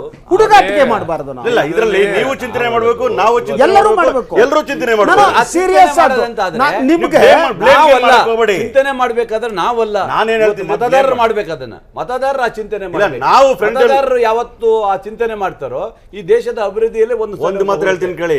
ಮತದಾರರ ಬ್ಲೇಮ್ ಮಾಡೋದು ಸರಿ ಇಲ್ಲ. ಮತದಾರನ ದಯವಿಟ್ಟು ಬ್ಲೇಮ್ ಮಾಡಬೇಡಿ. ಒಂದ್ ನಿಮಿಷ. ನನಗೇನು ಅನ್ಸುತ್ತೆ ಗೊತ್ತಾ, ಎಲ್ಲ ರಾಜಕೀಯ ಪಕ್ಷಗಳು ಇದು ಕೂತು ಮಾತನಾಡಬೇಕು. ಬಹಳ ಸೀರಿಯಸ್ ಆಗಿ ನಾವು ಕೂತು ಒಂದು ಚುನಾವಣೆಗೆ ಎಷ್ಟು ಈ ಚುನಾವಣಾ ಕಮಿಷನ್ ಇರೋದು ಬೇರೆ, ನಾವೇ ಕೂತು ಒಂದು ಮಿತಿಯನ್ನು ಹಾಕೋಬೇಕು. ಇವತ್ತಿನ ದಿನ ಯಾವ ರೀತಿ ಸಿಸ್ಟಮ್ ಅನ್ನ ಸರಿಪಡಿಸೋದಕ್ಕೆ ಏನು ಮಾಡಬೇಕು, ಎಲ್ಲ ರಾಜಕೀಯ ಪಕ್ಷಗಳ ಮುಖಂಡರು ಬೇರೆ ಬೇರೆ ಬಂದು ಕೂತು ಹಣದ ಪಾತ್ರವನ್ನ ಕಡಿಮೆ ಮಾಡೋದಕ್ಕೆ ಏನು ಮಾಡಬೇಕು ಅಂತ ಚರ್ಚೆ ಮಾಡಿದ್ರೆ ಐ ಕ್ಯಾನ್ ಅಂಡರ್ಸ್ಟ್ಯಾಂಡ್. ಸುಮ್ಮನೆ ಇಲೆಕ್ಷನ್ ಬಾಟ್ ನೋಡ್ಕೊಂಡು ಅವ್ನು ರಾತ್ರಿ ಕೊಡ್ತಾನೆ, ಇವನು ಆಗಲ್ ಕೊಡ್ತಾನೆ, ಅವನ್ನೆಲ್ಲ ಕೊಡ್ತಾರೆ, ಎಲ್ಲರೂ ಕೊಡ್ತಾರೆ. ಎಸ್, ಈ ಚುನಾವಣಾ ವೆಚ್ಚದ ವಿಚಾರದಲ್ಲಿ ಎಲ್ಲರೂ ಕಳ್ಳತನದ ಭಾವನೆಯಲ್ಲಿ ಇರೋರೆ. ಸಿಗಾಕೊಂಡವನಷ್ಟೇ ಕಳ್ಳ, ಯಾರು ಪ್ರಶ್ನೆ ಇಲ್ಲ ಇಲ್ಲಿ. ಇವತ್ತಿನ ಭಾರತದ ಯಾವುದೇ ಚುನಾವಣೆಗಳು, ಯಾವುದೇ ಮಟ್ಟದ ಚುನಾವಣೆಗಳು, ಯಾವುದೇ ವ್ಯಕ್ತಿಯ ಚುನಾವಣೆಗಳು ನಡೆದಿದ್ರು ಅದು ಭ್ರಷ್ಟತೆಯ ಮೂಲದಲ್ಲೇ ನಡೆದಿದೆ ಅನ್ನೋದು ಪ್ರತಿಯೊಬ್ಬರಿಗೂ ಗೊತ್ತಿರೋದೆ. ಇವತ್ತು ನಾವು ಭ್ರಷ್ಟತೆಯಲ್ಲಿ ನಾವು ಸಿಕ್ಕಿಲ್ದಲ್ಲೇ ಇರ್ಬೋದು, ಆದ್ರೆ ನಾನು ಮಾಡಿರೋದೆಲ್ಲ ಭ್ರಷ್ಟತೆಲ್ಲ ಅನ್ನೋದನ್ನ ಖಂಡಿತ ಎಲ್ಲರೂ ಒಪ್ಕೋಬೇಕಾಗುತ್ತೆ. ಅದು ಸರಿಪಡಿಸೋ ಪ್ರಯತ್ನದಲ್ಲಿ ಎಲ್ಲಾ ಪಕ್ಷಗಳವರು ಮುಂದೆ ಬಂದ್ರೆ ಈ 2014 ಚುನಾವಣೆಯಲ್ಲಿ ಏನು ಪ್ರಧಾನಿಯವರು ನಿಮ್ಮ ಬಿಜೆಪಿ ಅವರು ಕಡಿಮೆ ಖರ್ಚು ಮಾಡಿದ್ದೀರಾ ಹೇಳಿ? ನಾನು ಹೇಳ್ತಾ ಇಲ್ಲ. 10,000 ಕೋಟಿ ಆ ಹಣ ಎಲ್ಲ ಪ್ರಾಮಾಣಿಕವಾಗಿ ದಿನಗೂಲಿ ಮಾಡಿಯೋ ಮಂತ್ರಿ ಸಂಬಳ ತಗೊಂಡು ಮಾಡಿದ್ದಾರೆ. ಸಾಧ್ಯನೇ ಇಲ್ಲ. ಆಗುತ್ತೆ. ಪ್ರಧಾನಿ ಮೋದಿ ಅವರು ಖರ್ಚು ಮಾಡಿದ ದುಡ್ಡೆಲ್ಲ ಅವ್ರೇನು ಅವ್ರ ಸೇವಿಂಗ್ಸ್ ಇಂದ ಬಂದಿದೆ. What type of nonsense. ಬಟ್ರೆ ಕೇಳ್ತೀನಿ, ಆ ಚುನಾವಣೆ ಇತ್ತಲ್ಲ, ಈ ಬಾರಿ ಭಾರತೀಯ ಜನತಾ ಪಕ್ಷ ಅನ್ನೋದೊಂದು ಜನರಲ್ಲಿ ಒಂದು ವೇವ್ ಹರಿದಿತ್ತು. ಭಾರತೀಯ ಜನತಾ ಪಕ್ಷಕ್ಕೆ ಮೋದಿ ಸರ್ಕಾರ ಅದರಿಂದ ಆ ಒಂದು ಚುನಾವಣೆಯಲ್ಲಿ ಕೇವಲ ಪಬ್ಲಿಸಿಟಿ ಹಣಕಾಸಿನ ಚರ್ಚೆ ನಡೀಲೇ ಇಲ್ಲ. ಬೇಳೂರು ಕೇವಲ ಪಬ್ಲಿಸಿಟಿ ಸಲುವಾಗಿ ಎಷ್ಟು ಖರ್ಚಾಯ್ತು ಗೊತ್ತಾ? ಕೋಟ್ಯಾಂತರ ರೂಪಾಯಿ ಖರ್ಚು. ನರೇಂದ್ರ ಮೋದಿ ಅವರು ಬೇರೆ ಬೇರೆ ಇಡೀ ದೇಶದಲ್ಲಿ ಸುತ್ತದಾರಲ್ಲ, ಪ್ರವಾಸಕ್ಕೆ ಎಷ್ಟು ಖರ್ಚು? ದೇಶದ ಇತಿಹಾಸದಲ್ಲಿ ಅವ್ರು ಮಾಡಂತ ಮಾರ್ಕೆಟಿಂಗ್ ಯಾರು ಮಾಡ್ಲಿಕ್ಕೆ ಸಾಧ್ಯ ಇಲ್ಲ. ನಾನು ಅದನ್ನ ನಿರಾಕರಣೆ ಮಾಡ್ತಲ್ಲ. ಯಾರು ಬೇಕಾದವರು ಸೋಷಿಯಲ್ ಮೀಡಿಯಾ ಎಷ್ಟು ಇನ್ವೆಸ್ಟ್ ಆಗಿದೆ ನಡೀತಾ ಇಲ್ವಾ? ಈಗ ಸ್ವಲ್ಪ ಹೋಗ್ತಾ ಇದೆಯಾ? ಭಾರತೀಯ ಜನತಾ ಪಕ್ಷದ ಪ್ರೈಮ್ ಮಿನಿಸ್ಟರ್ ಕ್ಯಾಂಡಿಡೇಟ್ ಅಂತ ಮೋದಿ ಸಾಹೇಬರು ಮಾಡಿದಂತಹ ಮಾರ್ಕೆಟಿಂಗ್ ನ ಬೇರೆ ಯಾರು ದೇಶದಲ್ಲಿ ವಿದೇಶದಲ್ಲಿ ಯಾರು ಮಾಡ್ಲಿಕ್ಕೆ ಸಾಧ್ಯ ಇಲ್ಲ. ಸಿಸ್ಟಮ್ಯಾಟಿಕ್ ಮಾಡಿದ್ರೆ, ಸಿಸ್ಟಮ್ಯಾಟಿಕ್ ಖರ್ಚು ಮಾಡಿದ್ರೆ, ಇನ್ವೆಸ್ಟ್ಮೆಂಟ್ ಮಾಡಿಸಿದ್ರಿ, ಇನ್ವೆಸ್ಟ್ಮೆಂಟ್ ಮಾಡಿಸಿದ್ರಿ. ಇವತ್ತು ಅವರ ಬೆನಿಫಿಟ್ ತಗೊಂಡಿದ್ದಾರೆ. That is the problem. Yash Shankar, ಈಗ ಅವ್ರು ಏನು ಕೊನೆ 2 ರಾತ್ರಿ ಅಂದ್ರಲ್ಲ, ಕೊನೆವರೆಗೂ ಕಾಯಲ್ಲಿ ಯಾರು ಈಗ ಎಲ್ಲ 24 ನಾನು ನೆನ್ನೆ ಮೊನ್ನೆ ಅಲ್ಲೇ ಹೋಗಿ ಬಂದೆ. ನಾನು ಈ 2 ದಿನಕ್ಕೆ ಮುಂಚೆ ಇವರೆಲ್ಲ ಕ್ಷೇತ್ರ ಬಿಟ್ಟು ಹೊರಡಬೇಕು. ಲೋಕಲ್ ಲೀಡರ್ಸ್ ಬಿಟ್ಟು ಉಳಿದವ್ರು ಎಲ್ಲರೂ ಕ್ಷೇತ್ರದಲ್ಲಿ ಯಾರು ಇರೋಂಗೇ ಇಲ್ಲ. ಸೊ ಏನು ಮಾಡ್ತಿದ್ದಾರೆ, ಮೊದಲಿಂದ ಶುರು ಮಾಡ್ಬಿಟ್ಟೆ. ಅಲ್ಲಿರೋರು ಎಲ್ಲರೂ ಹೇಳ್ತಾರೆ ಬೆಳಗಿನ ಜಾವ 6 ಗಂಟೆಗೆ ದುಡ್ಡು ತುಂಬ್ಕೊಂಡು ಹೊರಟ್ಬಿಡ್ತಾರೆ. ಆ ಪಾರ್ಟಿಯವರು ಈ ಪಾರ್ಟಿಯವರು ಅನ್ನೋ ಪ್ರಶ್ನೆ ಬೇಡ, ಎಲ್ಲರೂ ಮಾಡೋದೇ. ಬಟ್ ಆದ್ರೂ ಕಾಂಗ್ರೆಸ್ ಮಾಡ್ತಾ ಇಲ್ಲ, ನಾನು ಹೇಳ್ಬೇಕಾಗ್ತದೆ. ಕೆಲಸ ಮಾಡಿದೀವಿ, ಅಧಿಕಾರ ಇದೆ, ನಾವು ಗೆಲ್ತೀವಿ. ಆಮೇಲೆ ಯಾಕೆ ಗೆಲ್ತೀವಿ ಅಂತ ಹೇಳ ನಿಮ್ ಸರ್. ಈ 2 ಕ್ಷೇತ್ರಗಳನ್ನ ಬಹಳ ನನ್ನ ಹತ್ರ ರಿಸಲ್ಟ್ಸ್ ಇದೆ. 2 ಪಾರ್ಟಿಗಳು ಒಂದು ಮೊದಲು JDS ಗೆದ್ದಿರ್ಬೋದು, ಒಂದು ಸ್ವಲ್ಪ ಕಾಂಗ್ರೆಸ್ ಗೆದ್ದಿರ್ಬೋದು. ಯಾಕಂದ್ರೆ KS ನಾಗರತ್ನಮ್ಮ ಇದ್ದಾಗ ಕಾಂಗ್ರೆಸ್ ಬರ್ತಾ ಇತ್ತು. ಆಮೇಲೆ ಮಹದೇವ ಪ್ರಸಾದ್ ಅವರು ಬಂದು ಗೆದ್ಕೊಂಡ್ಬಂದರೆ ಗುಂಡ್ಲುಪೇಟೆಯಲ್ಲಿ ಸೆಕ್ಯುಲರ್ ರೋಡ್ಸ್ ಆಗಿದೆ. ಬಿಜೆಪಿಯ ಮತಗಳು ನಾನು ನೋಡಿದ್ರೆ, ಕ್ಯಾಂಡಿಡೇಟ್ಸ್ ಯಾರನ್ನ ಇರಲಿ, ಬಿಜೆಪಿ ಮತಗಳು ನೋಡಿದ್ರೆ ಅವ್ರು 3ನೇ ಸ್ಥಾನ ಅನ್ನೋದಿಲ್ಲ, ಇನ್ನೂ ಕೆಳಗಡೆ ಇರ್ತಾರೆ ಅವರು. ಬಹಳ ಎಲೆಕ್ಷನ್ಗಳ ಈಗ ಹೇಳ್ತೀನಿ ಅಲ್ಲ, ಕೇಳಿ. ನೀವು ಅದಕ್ಕೋಸ್ಕರ ನಮ್ಮ ಈಗ ನಮ್ಮ ಸರ್ಕಾರ ಇದೆ, ಈಗ ನಾವು ಕೆಲಸ ಮಾಡಿದ್ದೀವಿ, ಜನ ನಮ್ಮ ಬದಲಾವಣೆ ನಮ್ಮ ಮುಖ್ಯಮಂತ್ರಿ ಆಗ್ತಾರೆ. ವರ್ಚಸ್ ಇದೆ, ನಾವು ಗೆಲ್ತೀವಪ್ಪ. ಯಾಕೆ ನಾವು ಮಾಡಿ ಇವ್ರು ಮುಖ್ಯಮಂತ್ರಿಗಳು ಚಾಮರಾಜನಗರ ಹೋಗೋದೇ ಇಲ್ಲ, ಭಯ ಬೀಳ್ತಾ ಇದ್ರು, ಅಯ್ಯೋ ನಾನು ಸೀಟ್ ಹೋಗ್ಬಿಡ್ತದೆ, ಅಯ್ಯೋ ನಾನು ಸೀಟ್ ಹೋಗ್ಬಿಡ್ತದೆ ಅಂತ. ಇವತ್ತು ಯಾಕೆ ಹೋಗ್ತಾರಪ್ಪ? ನೋಡೋಣ ಅದು ಪ್ರಶ್ನೆ. ಎರಡು ಬೈ ಒಂಬತ್ತನೇ ಎಲೆಕ್ಷನ್ ತಾರೀಕು ಕಾಯ್ದೆ. We are discussing these two constituencies. Congress has got better edge. Congress ಏನಿಲ್ಲ ಅಂದ್ರೆ 25,000 ಲೀಡರ್ ಒಂದೊಂದು ಕಾನ್ಸ್ಟಿಟ್ಯೂನ್ಸಿ ಗೆಲ್ತೇವೆ. ಎರಡೂ ಸೋಲ್ತಾರೆ. ನೀವು ಯೋಚನೆ ಮಾಡಿ ನೋಡಿ, ಎರಡೂ ಸೋಲ್ತಾರೆ. ನಾವು ರಿಸಲ್ಟ್ ಬಂದಾಗ ಕೂತ್ಕೊಳ್ಳೋಣ. ಈಗ ಇವರೇ ವಿಟ್ನೆಸ್ ಇರ್ತಾರೆ. ನಿಮ್ಮ ಟಿವಿಯ ಮಾಹಿತಿ ವರದಿ ಪ್ರಕಾರ ಅಲ್ಲಿ ಎರಡು ಬಿಜೆಪಿ ಬಂದಿದೆ ಅಂತ ಬರ್ತದೆ. ಕನಸು ಕನಸು ಕನಸು. ಒಂದ್ ನಿಮಿಷ, ಎರಡೂ ಕ್ಷೇತ್ರಗಳಲ್ಲಿ ಟಫ್ ಫೈಟ್ ಇದೆ. ಅವ್ರು ಗೆಲ್ತಾರೆ, ಇವ್ರು ಗೆಲ್ತಾರೆ. ಅದು ಹೇಳಿ. ಕಾಂಗ್ರೆಸ್ ಇಲ್ಲ ಮೂರನೇ ಪ್ಲೇಸ್ ಅಂತ ಮೂರನೇ ಪ್ಲೇಸ್ ಯಾಕೆ ನೀವೇ ಮೂರನೇ ಪ್ಲೇಸ್ ಹೋಗ್ಬೋದು ಹೇಳಿ ನೋಡಿ. ಈ ರಿಸಲ್ಟ್ ತೋರಿಸ್ತದೆ ಆ ಕಾನ್ಸ್ಟಿಟ್ಯೂನ್ಸಿ ಮತದಾರರು ಪ್ರಭುಗಳು ಏನಿದ್ದಾರೋ ಅವರೆಲ್ಲ ಸೆಕ್ಯುಲರ್ ಮತದಾರರು ಅಂತಕ್ಕಂಥದ್ದು ಎಲ್ಲ ಚೇಂಜ್ ಆಗಿ ಹೋಗಿದೆ ಸ್ವಾಮಿ. ಕಮ್ಯುನಲ್ ವೋಟ್ ಕೊಡಲ್ಲ ಅಂತ ಹೇಳ್ತಾರೆ ಸ್ವಾಮಿ. ಎಲ್ಲೆಲ್ಲಿ ನೀವು ಕಾಂಗ್ರೆಸ್ ಗೆದ್ದಿತ್ತು ಈ ಸರಿ ಎಲ್ಲ ಶಂಕರ್, ಈಗ ಈ ಎರಡು ನೀವು ಕಾನ್ಸ್ಟಿಟ್ಯೂನ್ಸಿಗೆ ಸುಮ್ಮನೆ ಹೇಳ್ಬೇಡಿ. ಇವತ್ತೆಲ್ಲ 5 ಎಲೆಕ್ಷನ್ ಕೊಡ್ತೀನಿ ನಿಮ್ಗೆ. Discussing A bigger Why should it change? Sir, why should it change? ಇವ್ರೇನ್ ಗಣಕಾರ ಏನ್ ಮಾಡೋದು? ಯಾಕೆ ಚೇಂಜ್ ಆಗಿಲ್ಲ? ಮತದಾರ ಯಾಕೆ ಚೇಂಜ್ ಆಗಬೇಕು? What is the great thing they win? They have more right to ask for votes. ಕಾರ್ಯಕ್ರಮ ಇವತ್ತಿಗಿದೆ. We are discussing a bigger issue of involvement of money in electoral politics. ಅದನ್ನ ಬಿಟ್ಟು ನೀವು ಈ 2 ಕಾನ್ಸ್ಟಿಟ್ಯೂನ್ಸಿ 5 ಕಾನ್ಸ್ಟಿಟ್ಯೂನ್ಸಿ ತಗೊಂಡೇನ್ ಮಾಡೋಣ? ಈಗ ಒಂದು ಮಾತಾಡಬೇಕು, ಮತದಾನ ಬಗ್ಗೆ ಮಾತಾಡಬೇಕು, ಚಾಮರಾಜನಗರದ ಬಗ್ಗೆ ಮಾತಾಡಬೇಕು. ಯಡಿಯೂರಪ್ಪ ಸಾಹೇಬರು ಹೋಗ್ಲಿಲ್ಲ ಅಲ್ಲಿ ಅಂತ. ಒಂದು ಕಾಲದಲ್ಲಿ ಶಾಂತವೇರಿ ಗೋಪಾಲ್ ಗೌಡರು ಬೇಳೂರು ಚೆನ್ನಾಗಿ ಗೊತ್ತು, ನನಗೆ ಒಂದು ಓಟ್ ಕೊಡಿ, ಒಂದು ನೋಟ್ ಕೊಡಿ ಅಂತ ಜನರ ಹತ್ರ ನೇರವಾಗಿ ದುಡ್ಡಿಸ್ಕೊಂಡು ಎಲೆಕ್ಷನ್ ಮಾಡಿದ ಪರಂಪರೆ ಇದೆ ನಮ್ಮಲ್ಲಿ. ಅದಕ್ಕೋಸ್ಕರ ಚುನಾವಣೆ ಸುಧಾರಣೆ ಏನ್ ಮಾಡಬೇಕು ಬೇಕಾದಷ್ಟು ಚರ್ಚೆಗಳು ನಡೆದಿದೆ. ಶಂಕರ್, ನಮ್ಮ ಕೋಣಂದೂರು ಲಿಂಗಪ್ಪಣ್ಣ ಅವ್ರು ಇಲೆಕ್ಷನ್ ಫೈಟ್ ಮಾಡಿದ್ದಾಗ ಅದಾದ ನಂತರ ಪಾಪ ಸೈಕಲ್ ಹೋಗ್ತಿದ್ರು. ಈಗಲೂ ಶಿವಮೊಗ್ಗದಲ್ಲಿ ದುಡ್ಡಿಲ್ಲ ಪಾಪ. ಆ ರೀತಿ ರಾಜಕಾರಣಿಗಳು. ಸೊ ಈಗ ಸ್ಟೇಟ್ ಫಂಡಿಗೆ ಒಂದು ನಿಮಿಷ ಹೇಳ್ಬಿಡ್ತೇನೆ. ಸಮಾಜವಾದಿ ಹಿನ್ನೆಲೆ ಬಂದಂತವ್ರು ಇವತ್ತು ಯಾರು ಸಮಾಜವಾದಿ ಹಿನ್ನೆಲೆಯಲ್ಲಿ ಇಲ್ಲ, ಎಲ್ಲ ಮಜವಾದಿಯಾಗಿ ಹೋಗಿದ್ದಾರೆ.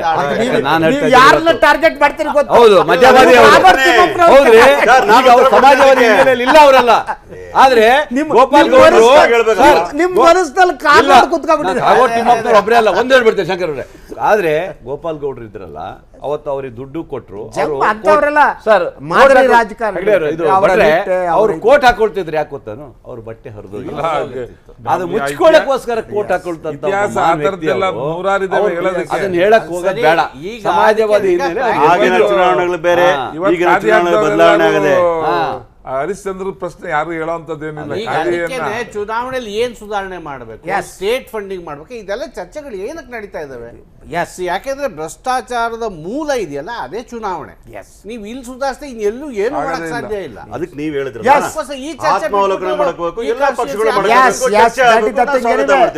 ಹೇಳಿದ್ರೆ ಪ್ರಿಯ ವೀಕ್ಷಕರೇ, ಏನು ಈ 2 ಕ್ಷೇತ್ರಗಳ ಚುನಾವಣೆ ಇದೆ, ಅದು ಕೇವಲ ಪಕ್ಷದ ಆಧಾರ ಮಾತ್ರ ಅಲ್ಲ, ಒಳಗಡೆ ಜಾತಿ ಸಮೀಕರಣಗಳು ಬೇರೆ ಬೇರೆ ರೀತಿ ನಡೀತಾ ಇರುವಂಥದ್ದು. ನೀವು ನಂಜನಗೂಡು ಕೂಡ ಜಾತಿ ಸಂಘರ್ಷ ಮತ್ತು ಇನ್ನೊಂದೆಡೆ ಸಮೀಕರಣದ ಮೂಲಕವೇ ರಾಜಕಾರಣ ನಡೀತಾ ಬಂದಿದ್ದು. ಈವನ್ ಫಾರ್ ಗುಂಡ್ಲುಪೇಟೆ ಕೂಡ ಹಾಗೆ. ಆದ್ದರಿಂದ ಅಲ್ಲಿ ಜಾತಿ ಸಮೀಕರಣಗಳು ಯಾವ್ಯಾವ ರೀತಿ ಕೆಲಸ ಮಾಡ್ತವೆ ನೋಡಬೇಕು. ಕೇವಲ ಅಭಿವೃದ್ಧಿಯನ್ನು ನೋಡಿ ಜನ ಮತ ಹಾಕ್ತಾರೆ ಅಂತ ನಾನು ಅಂದ್ಕೊಂಡಿಲ್ಲ. ಭಾರತೀಯ ರಾಜಕಾರಣದಲ್ಲಿ ಯಾರ್ಯಾರು ಅಭಿವೃದ್ಧಿ ಕೆಲಸ ಮಾಡಿದಾರೋ ಅವರೆಲ್ಲ ವಿಜಯಿಯಾದ ಉದಾಹರಣೆಗಳು ತುಂಬ ಕಡಿಮೆ ಇದೆ. ರಾಜಕಾರಣ ತುಂಬ ಸರಳವಾದಲ್ಲ, ಇದು ತುಂಬ ಕಾಂಪ್ಲೆಕ್ಸ್, ಸಂಕೀರ್ಣವಾದದ್ದು. ಅಲ್ಲಿ ಮನುಷ್ಯ ಒಬ್ಬ ಮತದಾರ ಯೋಚನೆ ಮಾಡೋದು ಬೇರೆ ಬೇರೆ ರೀತಿಯಲ್ಲಿ, ಅದು ಬೇರೆ ಬೇರೆ ಪ್ರಭಾವಗಳಿರ್ತವೆ. ಆದ್ದರಿಂದ ಈ 2 ಕ್ಷೇತ್ರಗಳಲ್ಲಿ ಟಫ್ ಫೈಟ್ ಇದೆ. ಅದರ ಜೊತೆಗೆ ಯಾವ್ಯಾವ ಜಾತಿಗಳು ಎಲ್ಲೆಲ್ಲಿ ಸಮೀಕರಣಗೊಳ್ತವೆ, ಯಾರ್ಯಾರ ಜೊತೆಗೆ ಇರ್ತಾರೆ, ಅದು ಮುಖ್ಯ. ಅದಕ್ಕೆ ಈಶ್ವರಪ್ಪನವ್ರು ಹೇಳ್ದಂಗೆ 2 ದಿವಸ ರಾತ್ರಿ ಏನೋ ಮಾಡ್ತಾರೆ, ರಾತ್ರಿ ಅವರು ಮಾಡ್ತಾರೆ, ಇವರು ಮಾಡ್ತಾರೆ. ಯಾರು ರಾತ್ರಿ ಯಾರು ಮಾಡಲ್ಲ ಅನ್ನೋದೇ ದೊಡ್ಡ ಪ್ರಶ್ನೆ. 2011ರ ಬ್ಯಾಚಿನ KPSC ನೇಮಕಾತಿ ಆದೇಶವನ್ನು ಕರ್ನಾಟಕ ಹೈಕೋರ್ಟ್ ತಡೆ ಹಿಡಿದಿದೆ. ನ್ಯಾಯಾಲಯದ ಈ ಆದೇಶ 362 ಅಭ್ಯರ್ಥಿಗಳನ್ನು ಮತ್ತೆ ಚಿಂತೆಗೀಡಾಗುವಂತೆ ಮಾಡಿದೆ. ಈ ಕುರಿತ ವರದಿ ಇಲ್ಲಿದೆ.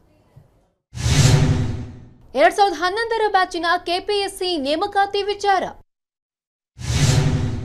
ನೇಮಕಾತಿ ತಡೆ ಹಿಡಿದು ಹೈಕೋರ್ಟ್ ಆದೇಶ. 2011ರ ಕೆಪಿಎಸ್ಸಿ ನೇಮಕಾತಿಗೆ ತಡೆ ನೀಡಿ ರಾಜ್ಯ ಹೈಕೋರ್ಟ್ ತೀರ್ಪು ನೀಡಿದೆ.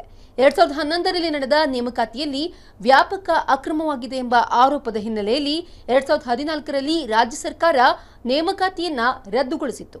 ಆದರೆ ಗೆಜೆಟೆಡ್ ಪ್ರೊಫೆಷನರಿಗಳು ಕರ್ನಾಟಕ ಆಡಳಿತಾತ್ಮಕ ನ್ಯಾಯಮಂಡಳಿ ಮೆಟ್ಟಿಲೇರಿದ್ದರು. ವಾದ ಪ್ರತಿವಾದವನ್ನ ಆಲಿಸಿದ್ದ ಕೆಎಟಿ ಸರ್ಕಾರದ ಆದೇಶವನ್ನ ರದ್ದುಗೊಳಿಸಿ 2 ತಿಂಗಳೊಳಗೆ ನೇಮಕಾತಿಗೊಳಿಸುವಂತೆ ಆದೇಶಿಸಿತ್ತು.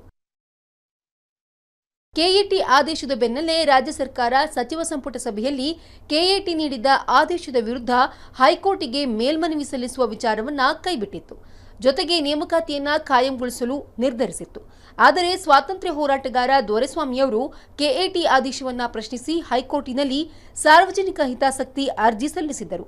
2011ರ ನೇಮಕಾತಿ ಸಂಬಂಧ ಸುದೀರ್ಘವಾದ ತನಿಖೆ ನಡೆಸಿದ್ದ ಸಿಐಡಿ ನೇಮಕಾತಿಯಲ್ಲಿ ವ್ಯಾಪಕ ಅಕ್ರಮವಾಗಿದೆ ಎಂದಿತ್ತು. ಈ 362 ಜನ ಕ್ಯಾಂಡಿಡೇಟ್ಸ್ಗಳಿಗೆ ಅಪಾಯಿಂಟ್ಮೆಂಟ್ ಆರ್ಡರ್ನ ಕೊಡಬೇಕು ಅಂತ ಈ ಒಂದು ರೀತಿಯ ನಿರ್ದೇಶನ ಏನು ಗೌರ್ಮೆಂಟ್ಗೆ ಕೊಡಲಿಕ್ಕೆ ಅವರಿಗೆ ಹಕ್ಕಿಲ್ಲ. ಅದನ್ನ ಒಂದು ಪರಿಗಣನೆ ಮಾಡಿ ಇವತ್ತು ಚೀಫ್ ಹೈಕೋರ್ಟ್ ಏನಿದೆ ಅದನ್ನ ತಡೆ ಹಿಡಿದಿದೆ. ಕೆಎಟಿ ಆರ್ಡರ್ ಅನ್ನು ತಡೆ ಹಿಡಲಿಕ್ಕೆ ಆದೇಶ ನೀಡಿದೆ. ಅದರ ಪ್ರಕಾರ 362 ಜನರ ಒಂದು ಕೆಎಎಸ್ ಆಫೀಸರ್ಸ್ ಗಳ ಲೀಸ್ಟ್ ಏನಿದೆ 2011ರ ಲೀಸ್ಟ್, ಆ ಲೀಸ್ಟ್ ಫೈನಲ್ ಆಗಿ 2014ರಲ್ಲಿ ಫೈನಲ್ ಲೀಸ್ಟ್ ಆಗಿ ಹೊರಗಡೆ ಬಂದಿತ್ತು. ಈ ಎಲ್ಲಾ ಲೀಸ್ಟ್ ಗಳನ್ನ ಇವತ್ತು ಸ್ಟೇ ಆಗಿ ಇದ್ ಮಾಡ್ಲಿಕ್ಕೆ ಹೈಕೋರ್ಟಿನ ಒಂದು ಆದೇಶ. ಸದ್ಯ ಹೈಕೋರ್ಟ್ ಮುಖ್ಯ ನ್ಯಾಯಮೂರ್ತಿ ಎಸ್ಕೆ ಮುಖರ್ಜಿಯವರನ್ನ ಒಳಗೊಂಡ ವಿಭಾಗೀಯ ಪೀಠ ಕೆಪಿಎಸ್ಸಿ ನೇಮಕಾತಿ ಪ್ರಕ್ರಿಯೆಯನ್ನ ತಡೆ ಹಿಡಿದಿದೆ. ಆದರೆ ಪ್ರಕರಣದ ವಿಚಾರಣೆ ಮುಂದುವರಿಯಲಿದ್ದು ಮುಂದೇನಾಗುತ್ತೆ ಅನ್ನೋದನ್ನ ಕಾದು ನೋಡಬೇಕು. ಲಕ್ಷ್ಮೀಪತಿ ಜೊತೆ ರಿಯಾಜ್ ಕಾಚ್ಕಲ್, ಕ್ರೈಮ್ ಬ್ಯೂರೋ, ಸುದ್ದಿ ಟಿವಿ. ಎಸ್, ರಾಜ್ಯ ಉಚ್ಚ ನ್ಯಾಯಾಲಯ ಏನು ಈ 2011ರ ನೇಮಕಾತಿಗೆ ತಡೆಯಾಜ್ಞೆ ನೀಡಿದೆ, ಕೆಎಟಿ ಅವರ ಪರವಾಗಿ ನೀಡಿತ್ತು. ನನಗೆ ಭಾಳ ಮುಖ್ಯ ಅಂತ ಅನಿಸೋದು ಆ 300 ಚಿಲ್ಲರೆ ಜನ ಅವರು ಬದುಕಿ ಏನಪ್ಪ ಅನ್ನೋದು ನಾನು ಯೋಚನೆ ಮಾಡ್ತೀನಿ. ಒಂದು ತೀರ್ಮಾನ ಕೈಗೊಳ್ಳದೇ ಇದ್ದರೆ ಹೀಗೆ ಅದನ್ನ ಡ್ರ್ಯಾಗ್ ಮಾಡ್ತಾ ನ್ಯಾಯಾಲಯಗಳು ಅವ್ರಿಗೆ ಏಜ್ ಬಾರ್ ಆಗಿ ಹೋಗುತ್ತೆ. ಲೋಕೇಶ್ವರ, ಇದು ನನಗೆ ಅರ್ಥನೇ ಆಗಲ್ಲ. ಒಂದ್ಸಲ ಮುಗ್ದು ಹೋಗ್ಬಿಡಪ್ಪ ಇದೆಲ್ಲ. ನೋಡಿ ಸರ್, UPSCಯ ವಿಚಾರಗಳು ಯಾಕೆ ಆಗ್ತಾ ಇಲ್ಲ, ಯಾಕೆ KPSCದೇ ಆಗ್ತಾ ಇದೆ ಇದೆಲ್ಲ? ಮೂಲ ಸಂಸ್ಥೆಯ ಸಮಸ್ಯೆಗಳನ್ನು ಯಾರು ಇವತ್ತವರೆಗೂ ಸರಿಪಡಿಸಕ್ ಆಗೇ ಇಲ್ಲ. ಊಟ ವರದಿಯನ್ನ ತಗೊಂಡ್ರು, ಏನೇ ಮಾಡಿದ್ರು, ಇವತ್ತೂ ಅದೇನು ಜಾರಿ ಆಗಿಲ್ಲ, ಯಾವುದೂ ಆಗಿಲ್ಲ ಅಲ್ಲಿ. ಮತ್ತದೇ ಭ್ರಷ್ಟತೆಯನ್ನ ದಿನ ಬೆಳಗ್ಗೆ KPSC ಕಚೇರಿ ಸುತ್ತ ದಿನ ನೀವು ಕೇಳಲೇಬಹುದು, ಇವತ್ತು ಯಾವುದೂ ನಿಂತಿಲ್ಲ. ಸೊ ಈ ಪರಿಸ್ಥಿತಿಯಲ್ಲಿ ನ್ಯಾಯಾಲಯಗಳ ಇಂಟರ್ಫಿಯರೆನ್ಸ್ ಅನಿವಾರ್ಯತೆಗಳು ಆಗ್ತಾ ಇದೆ. ಓವರ್ ಆಕ್ಟಿವಿಸಮ್ ಅಂತ ನಾವು ಅನ್ಕೊಂತಿದ್ರು ಜನರ ಬದುಕಿಗೆ ಇಂಥ ಪ್ರಶ್ನೆಗಳು ಅಂದ್ರೆ ಸಮಸ್ಯೆ ಕಾಣಿಸ್ತಾ ಇದ್ರು ಮೂಲ ಸಂಸ್ಥೆ ಏನಿದೆಯಲ್ಲ ಅದು ಇವತ್ತಿಗೂ ಸರಿಯಾಗಿಲ್ಲ. ಆ ಪ್ರಶ್ನೆಯಲ್ಲಿ ಯಾರೂ ಯಾವ ರೀತಿ ಉತ್ತರ ಕಂಡುಕೊಂತಾರೋ ಅದು ದೇವ್ರಿಗೆ ಗೊತ್ತು, ಎಲ್ಲರಿಗೂ ಗೊತ್ತು. ಎಷ್ಟೊಂದು ಆರೋಪಗಳಿರೋಂಥವ್ರೆಲ್ಲ ಇವತ್ತಲ್ಲಿ ಮತ್ತೆ ಸದಸ್ಯರುಗಳು, ಅಧ್ಯಕ್ಷರುಗಳು ಎಲ್ಲ ಮತ್ತೆ ಅಲ್ಲೇ ಕೂತ್ಕೊಂತ ಇದ್ದಾರೆ. ಯಾರಿಗೆ ನಂಬಿಕೆ ಬರುತ್ತೆ? ನಿಮ್ಮ ಎಲ್ಲ ಒಂದು ಸಿಸ್ಟಮ್ ಇದೆಯಲ್ಲ ಲೋಕೇಶ್. ನನ್ನ ಪ್ರಶ್ನೆ ಇರೋದಿಷ್ಟೇ. ಈಗ 300 ಚಿಲ್ಲರೆ ಜನರ ಆಯ್ಕೆಯಾಗಿತ್ತು, ಕೆಎಟಿಗೆ ಹೋದ್ರು, ತಡೆಯಾಜ್ಞೆ ತೆರವಾಯಿತು, ಇಲ್ಲಿ ಮತ್ತೆ ತಡೆಯಾಜ್ಞೆ ಬಂತು. That is the process. ಇದರಲ್ಲಿ ಯಾವನಾರು ಪ್ರಾಮಾಣಿಕನಾಗಿದ್ದರೆ, ಐ ಡೋಂಟ್ ನೋ, ಇನ್ನು ನಾನು 360 ಜನರು ಭ್ರಷ್ಟತೆಯಲ್ಲಿದ್ದಾರೆ ಅಂತ ನಾನು ಹೇಳೋದು. ಕೆಲವರು ಪ್ರಾಮಾಣಿಕರಿದ್ದ ಆಯ್ಕೆಯಾದರೆ ಅವ್ರ ಭವಿಷ್ಯ ಇದೆಯಲ್ಲ ಮುಗಿದೋಯ್ತು. ಹೀಗೆ ಏಜ್ ಬಾರ್ ಆಗಿಬಿಡುತ್ತೆ ಕೋರ್ಟ್ಗಳಲ್ಲಿ. ನೀವು ಹೈಕೋರ್ಟು, ಸುಪ್ರೀಂ ಕೋರ್ಟು ಎಲ್ಲ ಹೋಗಿ ಬರೋ ಹೊತ್ತಿಗೆ ಅವ್ರು ಮದುವೆ ಆಗಾಗಿಲ್ಲ, ವೈಯಕ್ತಿಕ ಬದುಕು ಇಲ್ಲ, ಸೆಟ್ಲ್ ಆಗಲ್ಲ, ಏನೂ ಇಲ್ಲ. ಅವ್ರು ಹಾಗೇನೆ ಅವರು ಏಜ್ ಬಾರ್ ಆಗ್ಬಿಟ್ಟು ಇನ್ನೆಲ್ಲ ಹೋಗ್ಬೇಕು, ಬೇರೆ ಕಡೆ ಕೆಲಸನೂ ಸಿಗಲ್ಲ ಅವರಿಗೆ. ಕೆಲವು ಡೈವರ್ಸ್ಗಳು ಆಗ್ಬಿಟ್ಟಿದ್ದಾರೆ ಸರ್. ಏನೇನೋ ಲೆಕ್ಕದಲ್ಲಿ ಏನೇನೋ ಮೂವ್ಮೆಂಟ್ಗಳು ಮಾಡ್ಕೊಂಡ್ಬಿಟ್ಟಿದ್ದವ್ರು ಇವನು ಅಪಾಯಿಂಟ್ಮೆಂಟ್. ಇನ್ನೊಂದೇನಾಗುತ್ತೆ ಗೊತ್ತಾ, KSC ಎಕ್ಸಾಮ್ ಪಾಸ್ ಆಗಿದೆ, ಎಸ್ ಒಳ್ಳೆ ಕೆಲಸ ಅಂತ ವರದಕ್ಷಿಣೆ ಕೊಟ್ಟುಬಿಟ್ಟು ಸಿಕ್ಕಾಪಟ್ಟೆ ಡೈವರ್ಸ್ ಗಳು ಆಗ್ಬಿಟ್ಟಿದೆ ಎಷ್ಟೋ ಜನರು ಆಗಿದೆ. ಮತ್ತೆ ಇದು ನಡೀತಾರೋ ಇದೂ ಸರಿ ಇಲ್ಲ ಸರ್. ಏನು ಹಣದ ರಾಶಿ ಮಾಡ್ತಾರೆ, ಒಂದು ಏನು ಸಿಸ್ಟಮ್ ಏನಿದೆಯಲ್ಲ ಅದಕ್ಕೆ ಏನಾಗುತ್ತೆ ಗೊತ್ತಾರ? ಇಡೀ ಶಂಕರ್ ಹೇಳಿದ್ರು, ನೀವು ಈ ಚುನಾವಣೆ ಏನಿದೆ ಅದೇ ಎಲ್ಲ ಭ್ರಷ್ಟಾಚಾರಗಳಿಗೆ ಮೂಲ. ರಾಜಕಾರಣ ನನಗಿಂತ ಚೆನ್ನಾಗಿ ಗೊತ್ತಿರುತ್ತೆ ನಿಮಗೆ. ಇಡೀ ವ್ಯವಸ್ಥೆ ಕರಪ್ಟ್ ಆದಂಥ ಸಂದರ್ಭದಲ್ಲಿ ಯಾವುದೋ ಒಂದು ವ್ಯವಸ್ಥೆಯ ಭಾಗವನ್ನು ನೀವು ಸರಿಪಡಿಸೋಕ್ಕಾಗಲ್ಲ. ಇಡೀ ವ್ಯವಸ್ಥೆ ಸುಧಾರಣೆ ಆದರೆ ಮಾತ್ರ. ಈಗ ನಾನು ನಿಮ್ಗೆ ಹೇಳಿದೆ, ನೀವು ಇಲೆಕ್ಷನ್ ಇದ್ದೆ, ನಿಮ್ಗೆ ಖರ್ಚಿದೆ ಹೇಳಿದೆ ಸರ್. ನೀವು ಖರ್ಚು ಮಾಡಿದರೆ ನೀವೇನು ಮಾಡಬೇಕು? ನೀವು ಪ್ರಾಮಾಣಿಕವಾಗಿ ದುಡಿದು ನೀವು ಇಲೆಕ್ಷನ್ ಫೈಟ್ ಮಾಡೋಕ್ಕಾಗಲ್ಲ ಸರ್. ನೀವು ಯಾರ ಹತ್ರ ಬಾರೋ ಮಾಡಬೇಕು, ತರಬೇಕು, ಇನ್ನೊಂದು ಮಾಡಬೇಕು, ಅವ್ನಿಗೆ ಸುಮ್ಮನೆ ಇರ್ತಾನೆ. ಆಯ್ಕೆ ಆದಮೇಲೆ ಅವ್ನಿಗೆ ಇನ್ವೆಸ್ಟ್ಮೆಂಟು ಬೇಲೂರು ಗೋಪಾಲಕೃಷ್ಣ ಅವ್ರ ಮೇಲೆ ಇನ್ವೆಸ್ಟ್ ಮಾಡಿರ್ತಾನೆ. ಅವನು ಹೇಳಿದ ಕೆಲಸ ಅದು ನ್ಯಾಯವನ್ನೋ ಅನ್ಯಾಯನೋ ನೀವು ಮಾಡಿಕೊಡ್ಬೇಕು. ಆವಾಗ ನೀವು ಮಾಡಿಕೊಡದೇ ಇದ್ರೆ ನಿಮ್ಮನ್ನ ತೊಂದರೆ ಕೊಡ್ತಾನೆ, ಅಥವಾ ನೆಕ್ಸ್ಟ್ ನಿಮ್ಗೆ ಇಲೆಕ್ಷನ್ ದುಡ್ಡು ಕೊಡಲ್ಲ. ನೀವು ಮಾಡಿಕೊಟ್ರೆ ಕಾನೂನು ವಿರುದ್ಧ ಆಗುತ್ತೆ. ಇದು ಒಂದ್ರತ್ತ ನಿಮ್ಗೇನು ಗೊತ್ತಾ, ಮದುವೆ ಆದರ್ತು ಹುಚ್ಚು ಬಿಡಲ್ಲ, ಹುಚ್ಚು ಬಿಟ್ಟರ್ತು ಮದುವೆ ಆಗಲ್ಲ ಅನ್ನೋ ಇದಕ್ಕೆ ಒಂದೇ ದಾರಿ. ನಾವೊಂದು ಲಾಸ್ಟ್ ಹೇಳ್ಬಿಡ್ತೇನೆ, ಇದಕ್ಕೆ ಒಂದೇ ದಾರಿ ಇದೆ. ಆನ್ಲೈನ್ ವ್ಯವಹಾರ ಮಾಡ್ಕೊಂಡ್ಬಿಟ್ರೆ ಎಲ್ಲ ಸರಿಯಾಗಿ. ಏನು ಆನ್ಲೈನ್ ವ್ಯವಹಾರ? ಅಂದ್ರೆ ಟ್ರಾನ್ಸ್ಫರ್ ಮಾಡಿ ದುಡ್ಡು ಎಲ್ಲ ದುಡ್ಡುಗಳನ್ನ ಯಾವ ಭ್ರಷ್ಟಾಚಾರ ಬರೋದಲ್ಲ, ಎಲ್ಲ ಅದ್ರ ಮೂಲಕನೇ ಆಗ್ಬಿಡುತ್ತೆ. ಇದು ದೇಶಕ್ಕೂ ಒಳ್ಳೇದಾಗುತ್ತೆ, ನಾಡಿಗೂ ಒಳ್ಳೇದಾಗುತ್ತೆ. ಇದು ಆಗ್ಬೇಕು. ಆನ್ಲೈನ್ ಅಂದ್ರೆ ಭ್ರಷ್ಟಾಚಾರ ಹೋಗುತ್ತೆ, ಭ್ರಷ್ಟಾಚಾರ ಬರಲ್ಲ. ಪ್ರಧಾನಿ ನರೇಂದ್ರ ಮೋದಿ ಅವ್ರಿಗೆ ಯಾಕೆ ಕೊಡ್ಬಾರದು? ಯಾಕಂದ್ರೆ ಇದು ಡಿಜಿಟಲೈಸ್ಡ್ ಸೊಸೈಟಿ, ಕ್ಯಾಶ್ಲೆಸ್ ಸೊಸೈಟಿ, ಎಲ್ಲ ನಮ್ಮ ವ್ಯವಹಾರ ಅದೇನು ಹೇಳ್ತಾ ಇರೋದಲ್ಲ. ಅದ್ರ ಬಗ್ಗೆ ಹೇಳ್ಬೇಕು. 362 ಜನಗಳ ವಿದ್ಯಾರ್ಥಿಗಳ ಬಗ್ಗೆ ಇದು ನೇಮಕಾತಿ ವಿಚಾರ ಬಂದಾಗ ಯಾರೋ 4-5 ಜನ ಮಾಡಿರ್ತಾರೆ ಅಂತ ಇಟ್ಕೊಳ್ಳಿ, ತಪ್ಪು ಮಾಡಿರ್ಬೋದು, ಅವ್ರ ಬಗ್ಗೆ ಕ್ರಮ ಕೈಗೊಳ್ಳಿ. ಎಲ್ಲ 362 ಜನ ಇವತ್ತು 2011ರಿಂದ 2017 ಕೂಡ ಅತಂತ್ರ ಸ್ಥಿತಿಯಲ್ಲಿ ಇಟ್ಟಾಗ ಅವರ ಮಾನಸಿಕ ಸ್ಥಿತಿ ಏನಾಗ್ಬೋದು? ಅವ್ರ ಕಷ್ಟಪಟ್ಟು ಓದಿರ್ತಕ್ಕಂಥ ಮಕ್ಕಳ ಗತಿ ಏನು, ಅವರ ಭವಿಷ್ಯ ಏನು? ಅವ್ರ ತಂದೆ ತಾಯಿಗಳು ಸಾಲ ಸೋಲ ಮಾಡ್ಕೊಂಡು ಮನೆ ಮಾರ್ಕೊಂಡು ಬಂದು ಅವ್ರನ್ನೆಲ್ಲ ಎಕ್ಸಾಮ್ ಕಟ್ಟಿಸಿ ಓದಿಸಿ ಬೆಳೆಸಿರ್ತಾರಲ್ಲ, ಅವ್ರು ಯಾವ ಸ್ಥಿತಿಗೆ ಬರಬೇಕು? ಅದಕ್ಕೆ ಸರ್ಕಾರ ಚಿಂತನೆ ಮಾಡಿದ್ದೇನು, ಅವ್ರಿಗೆ ನೇಮಕಾತಿ ಕೊಡೋಣ. ಯಾರೋ 4 ಜನ ಆದೇಶ ಆಯ್ತು, ಇಲ್ಲ ಕೊಟ್ಟಿದ್ದು ಮಾಡಿದ್ವಿ. ಈಗ ಸ್ಟೇ ಬಂದಿದೆ, ಅದನ್ನ ಸರ್ಕಾರ ಫೈಟ್ ಮಾಡ್ತದೆ. ಯಾಕಂತಂದ್ರೆ ಅವ್ರಿಗೆ ಅನ್ಯಾಯ ಆಗಬಾರ್ದು. ಎಲ್ಲರೂ ಕೂಡ ಭ್ರಷ್ಟರು ಅಂತ ಹೇಳ್ಬಾರ್ದು, ಎಲ್ಲರೂ ಕೂಡ ಕಾಪಿ ಹೊಡೆದು ಮಾಡಿದ್ದಾರೆ, ಎಲ್ಲರೂ ದುಡ್ಡು ಹೇಳಬಾರ್ದು. ಅವರು ಭ್ರಷ್ಟರಲ್ಲ, ಇಲ್ಲ ಅಷ್ಟು ಬೇರೆ. ದುಡ್ಡು ಕೊಟ್ಟು ಮಾಡಿಸ್ಕೊಂಡ್ರೆ ಅವನು ಭ್ರಷ್ಟ ಇದ್ದಾನೆ. ಬಹಳ ಜನ ಕೊಟ್ಟಿದ್ದಾರೆ, ಕೊಟ್ಟು ಮಾಡಿಸ್ಕೊಂಡಿದೆ ಭ್ರಷ್ಟೆ. ಅದೇ ಬಟ್ ಜನರಲೈಸ್ ಮಾಡ್ತಕ್ಕಂಥದ್ದು ಸರ್, ಜನರಲೈಸ್ ಕಾರ್ಯಕ್ರಮ ಇದೆ. ಸದಸ್ಯ ಇದ್ರು ಗೊತ್ತಾ, ಯಾವ ಕೊಡ್ಬೇಕಾದ್ರೆ ಒಂದು ಸೆಲೆಕ್ಷನ್ ಮಾಡಿಸ್ಬೇಕು, ಇವನು ಆಮೇಲೆ ಮದುವೆ ಮಾಡ್ಕೊಂಡು. ಯಾರು ಒಳಗೋದ್ರಲ್ಲ KPSC ಸದಸ್ಯರಾಗಿದ್ದವರು ಒಬ್ರು ಸದಸ್ಯರು ಕೃಷ್ಣನೇ ಹೋಗಿದ್ರು, ಹೆಣ್ಣು ಮಗಳು ಒಬ್ಳು ಹೋಗಿದ್ಲಲ್ಲ. ಯಾಕೆ ಕೃಷ್ಣ ಹೋಗ್ಲಿಲ್ಲ? ನಿಮ್ ಪಾರ್ಟಿ ಕಾರ್ಪೊರೇಟ್ ಮೊನ್ನೆ ಅವ್ರದ್ದು ಇದು ವಜಾಗ್ ಬಂದಿದೆ. ಇದನ್ನ ಬಹಳ ಗಂಭೀರವಾಗಿ ಬಿಟ್ಟು ಈ ಮನಸ್ಥಿತಿಗಳನ್ನ ಅರ್ಥ ಮಾಡ್ಕೋಬೇಕು. ಇಡೀ ಸಿಸ್ಟಮ್ ಹಂಗಾಗೋಗ್ಬಿಟ್ಟಿಲ್ಲ. ಆ ಕ್ಯಾಂಡಿಡೇಟ್ಸ್ ಮನಸ್ಥಿತಿನ ಅರ್ಥ ಮಾಡ್ಕೊಂಡು ನೋಡಿದಾಗ ಮಾನವತೆ ದೃಷ್ಟಿಯಿಂದ ನಾವು ಆಲೋಚನೆ ಮಾಡ್ಬೇಕಾಗ್ತದೆ. ಯಾಕಂದ್ರೆ ಪಾಪ ಈ 362 ಜನ ಒಂದ್ ನಿಮಿಷ ಅವ್ರ ಆದ್ಮೇಲೆ ಕೊಡ್ತೀನಿ, ಮುಗಿಯೋತ ಅಂತ ಬಂದ್ಬಿಟ್ಟು 2011 ಬ್ಯಾಚ್ ಈ 362 ಜನ ಇದಾರಲ್ಲ, ಇವರಲ್ಲಿ ಮೆಜಾರಿಟಿ, ಇದು CID ಇನ್ವೆಸ್ಟಿಗೇಷನ್ ಆದ್ಮೇಲೆ ಬಂದಿರೋ ವಿಷಯ, ಮೆಜಾರಿಟಿ ಜನ ದುರ್ಬಲರು, ಅಸಹಾಯಕರು, ಪ್ರಾಮಾಣಿಕವಾಗಿ ಎಕ್ಸಾಮ್ ಬರೆದು ಕಷ್ಟಪಟ್ಟು ಪಾಸ್ ಆದವರು. ಅದರಲ್ಲಿ ಈ ಬಾರ್ಡರ್ ಲೈನ್ ಕೇಸ್ಗಳು ಒಂದು 30ರಿಂದ 40 ಏನೋ ಇದೆ. ಅವ್ರ ಬಗ್ಗೆ ಬೇಕಾದ್ರೆ ತನಿಖೆ ಆಗಲಿ ಅಂತ KAT ಆರ್ಡರ್ನಲ್ಲಿ ಇದೆ. ಅದು ಉಳಿದವ್ರಿಗೆ ನೀವು ನೇಮಕಾತಿ ಕೊಡಿ ಅಂತ, ಅವ್ರಿಗೆ ಅನ್ಯಾಯ ಆಗೋದು ಬೇಡ, ಅವ್ರಿಗೆ ಕೊಡಿ. ಕೋರ್ಟ್ ಬಂದ್ಬಿಟ್ಟು ಮುಖ್ಯ ನ್ಯಾಯಾಧೀಶರನ್ನು ಒಳಗೊಂಡಂತ ಪೀಠ, ಅಪಾರವಾದ ಗೌರವ ನನಗೆ. ಮುಖ್ಯ ನ್ಯಾಯಾಧೀಶ ಮೇಲೂ ಗೌರವ ಇದೆ, ಹೈಕೋರ್ಟ್ ಮೇಲೂ ನನಗೆ ತುಂಬ ಗೌರವ ಇದೆ. ಸೊ ಅವ್ರು ಹೀಗೆ ಕೊಟ್ಬಿಟ್ರೆ ಪಾಪ ಅವ್ರ ಭವಿಷ್ಯ. ಈಗಾಗಲೇ 6 ವರ್ಷ ಹೊಡೆದಾಡಿದ್ದಾರೆ ಅವರು. ಎಸ್, 2011 ಈಗಾಗಲೇ 17. ಇನ್ನು ಇದು ಮುಗಿಯೋದು ಯಾವ ಕಾಲಕ್ಕೆ, ತೀರ್ಮಾನ ಆಗೋದು ಯಾವ ಕಾಲಕ್ಕೆ? ಅಷ್ಟು ಇವ್ರಿಗೆ ಇವ್ರ ಭವಿಷ್ಯ, ಇವ್ರ ಜೀವನ ಯಾರು ಕೊಡ್ತಾರೆ? ಮತ್ತೊಬ್ರು ಯಾರೋ ಸುಪ್ರೀಂ ಕೋರ್ಟ್ ಹೋದ್ರೆ ಗತಿ ಏನು? ಅದಕ್ಕೆ ಕಾನೂನು ಕತ್ತೆ ಇದ್ದಂತೆ ಅಂತ ಒಂದು ಪ್ರಿಯ ವೀಕ್ಷಕರೇ. ಎಸ್, ಕಾನೂನಿಗೆ ಮಾನವೀಯತೆಯ ಕನ್ಸಿಡ್ರೇಷನ್ ಯೂಸುವಲಿ ಇರಲ್ಲ. ಕಾನೂನು ನೀವು ಯಾವುದೇ ಕೇಸ್ನಲ್ಲಿ ಸಾಕ್ಷಿಗಳ ಮೇಲೆ ನಡೆಯುತ್ತೆ, ಅದು ಸಾಂದರ್ಭಿಕ ಸಾಕ್ಷ್ಯಗಳ ಮೇಲೆ ನ್ಯಾಯಾಲಯ ನೋಡುತ್ತೆ ಹೊರತು ನ್ಯಾಯಾಲಯ ಅದಕ್ಕೆ ಮಾನವೀಯತೆಯ ಸ್ಪರ್ಶ ಇರುತ್ತೋ ಇಲ್ಲೋ ಗೊತ್ತಿಲ್ಲ. ಬಟ್ ಇದು ಇನ್ನೊಂದಿಷ್ಟು ಸಂಕೀರ್ಣಗೊಳ್ತಾ ಇದೆ. ಏನೇ ಇರಲಿ, ನಾನು ಇನ್ನಷ್ಟು ಸುದ್ದಿಗಳ ಬಗ್ಗೆ ಚರ್ಚೆ ಮಾಡಬೇಕಾಗಿತ್ತು, ಆದರೆ ನಮ್ಮ 9 ಗಂಟೆ ಪ್ರೈಮ್ ನ್ಯೂಸ್ನ ಸಮಯ ಮುಗಿತಾ ಇದೆ. ಆದ್ದರಿಂದ ನಾನು ಕೂಡ ನಿಸ್ಸಹಾಯಕನಾಗಿದ್ದೀನಿ. ನಾಳೆ ಮತ್ತೆ ನಾನು ಬರ್ತೀನಿ, ಇನ್ನಷ್ಟು ಸುದ್ದಿಗಳು ತಗೊಂಡು ಬರ್ತೀನಿ. ಅತಿಥಿಗಳ ಗೊತ್ತೆ ಚರ್ಚೆ ಜಗಳ ಎಲ್ಲ ಇರುತ್ತೆ. ಅಲ್ಲಿವರೆಗೆ ತಮಗೆಲ್ಲ ಶುಭರಾತ್ರಿ.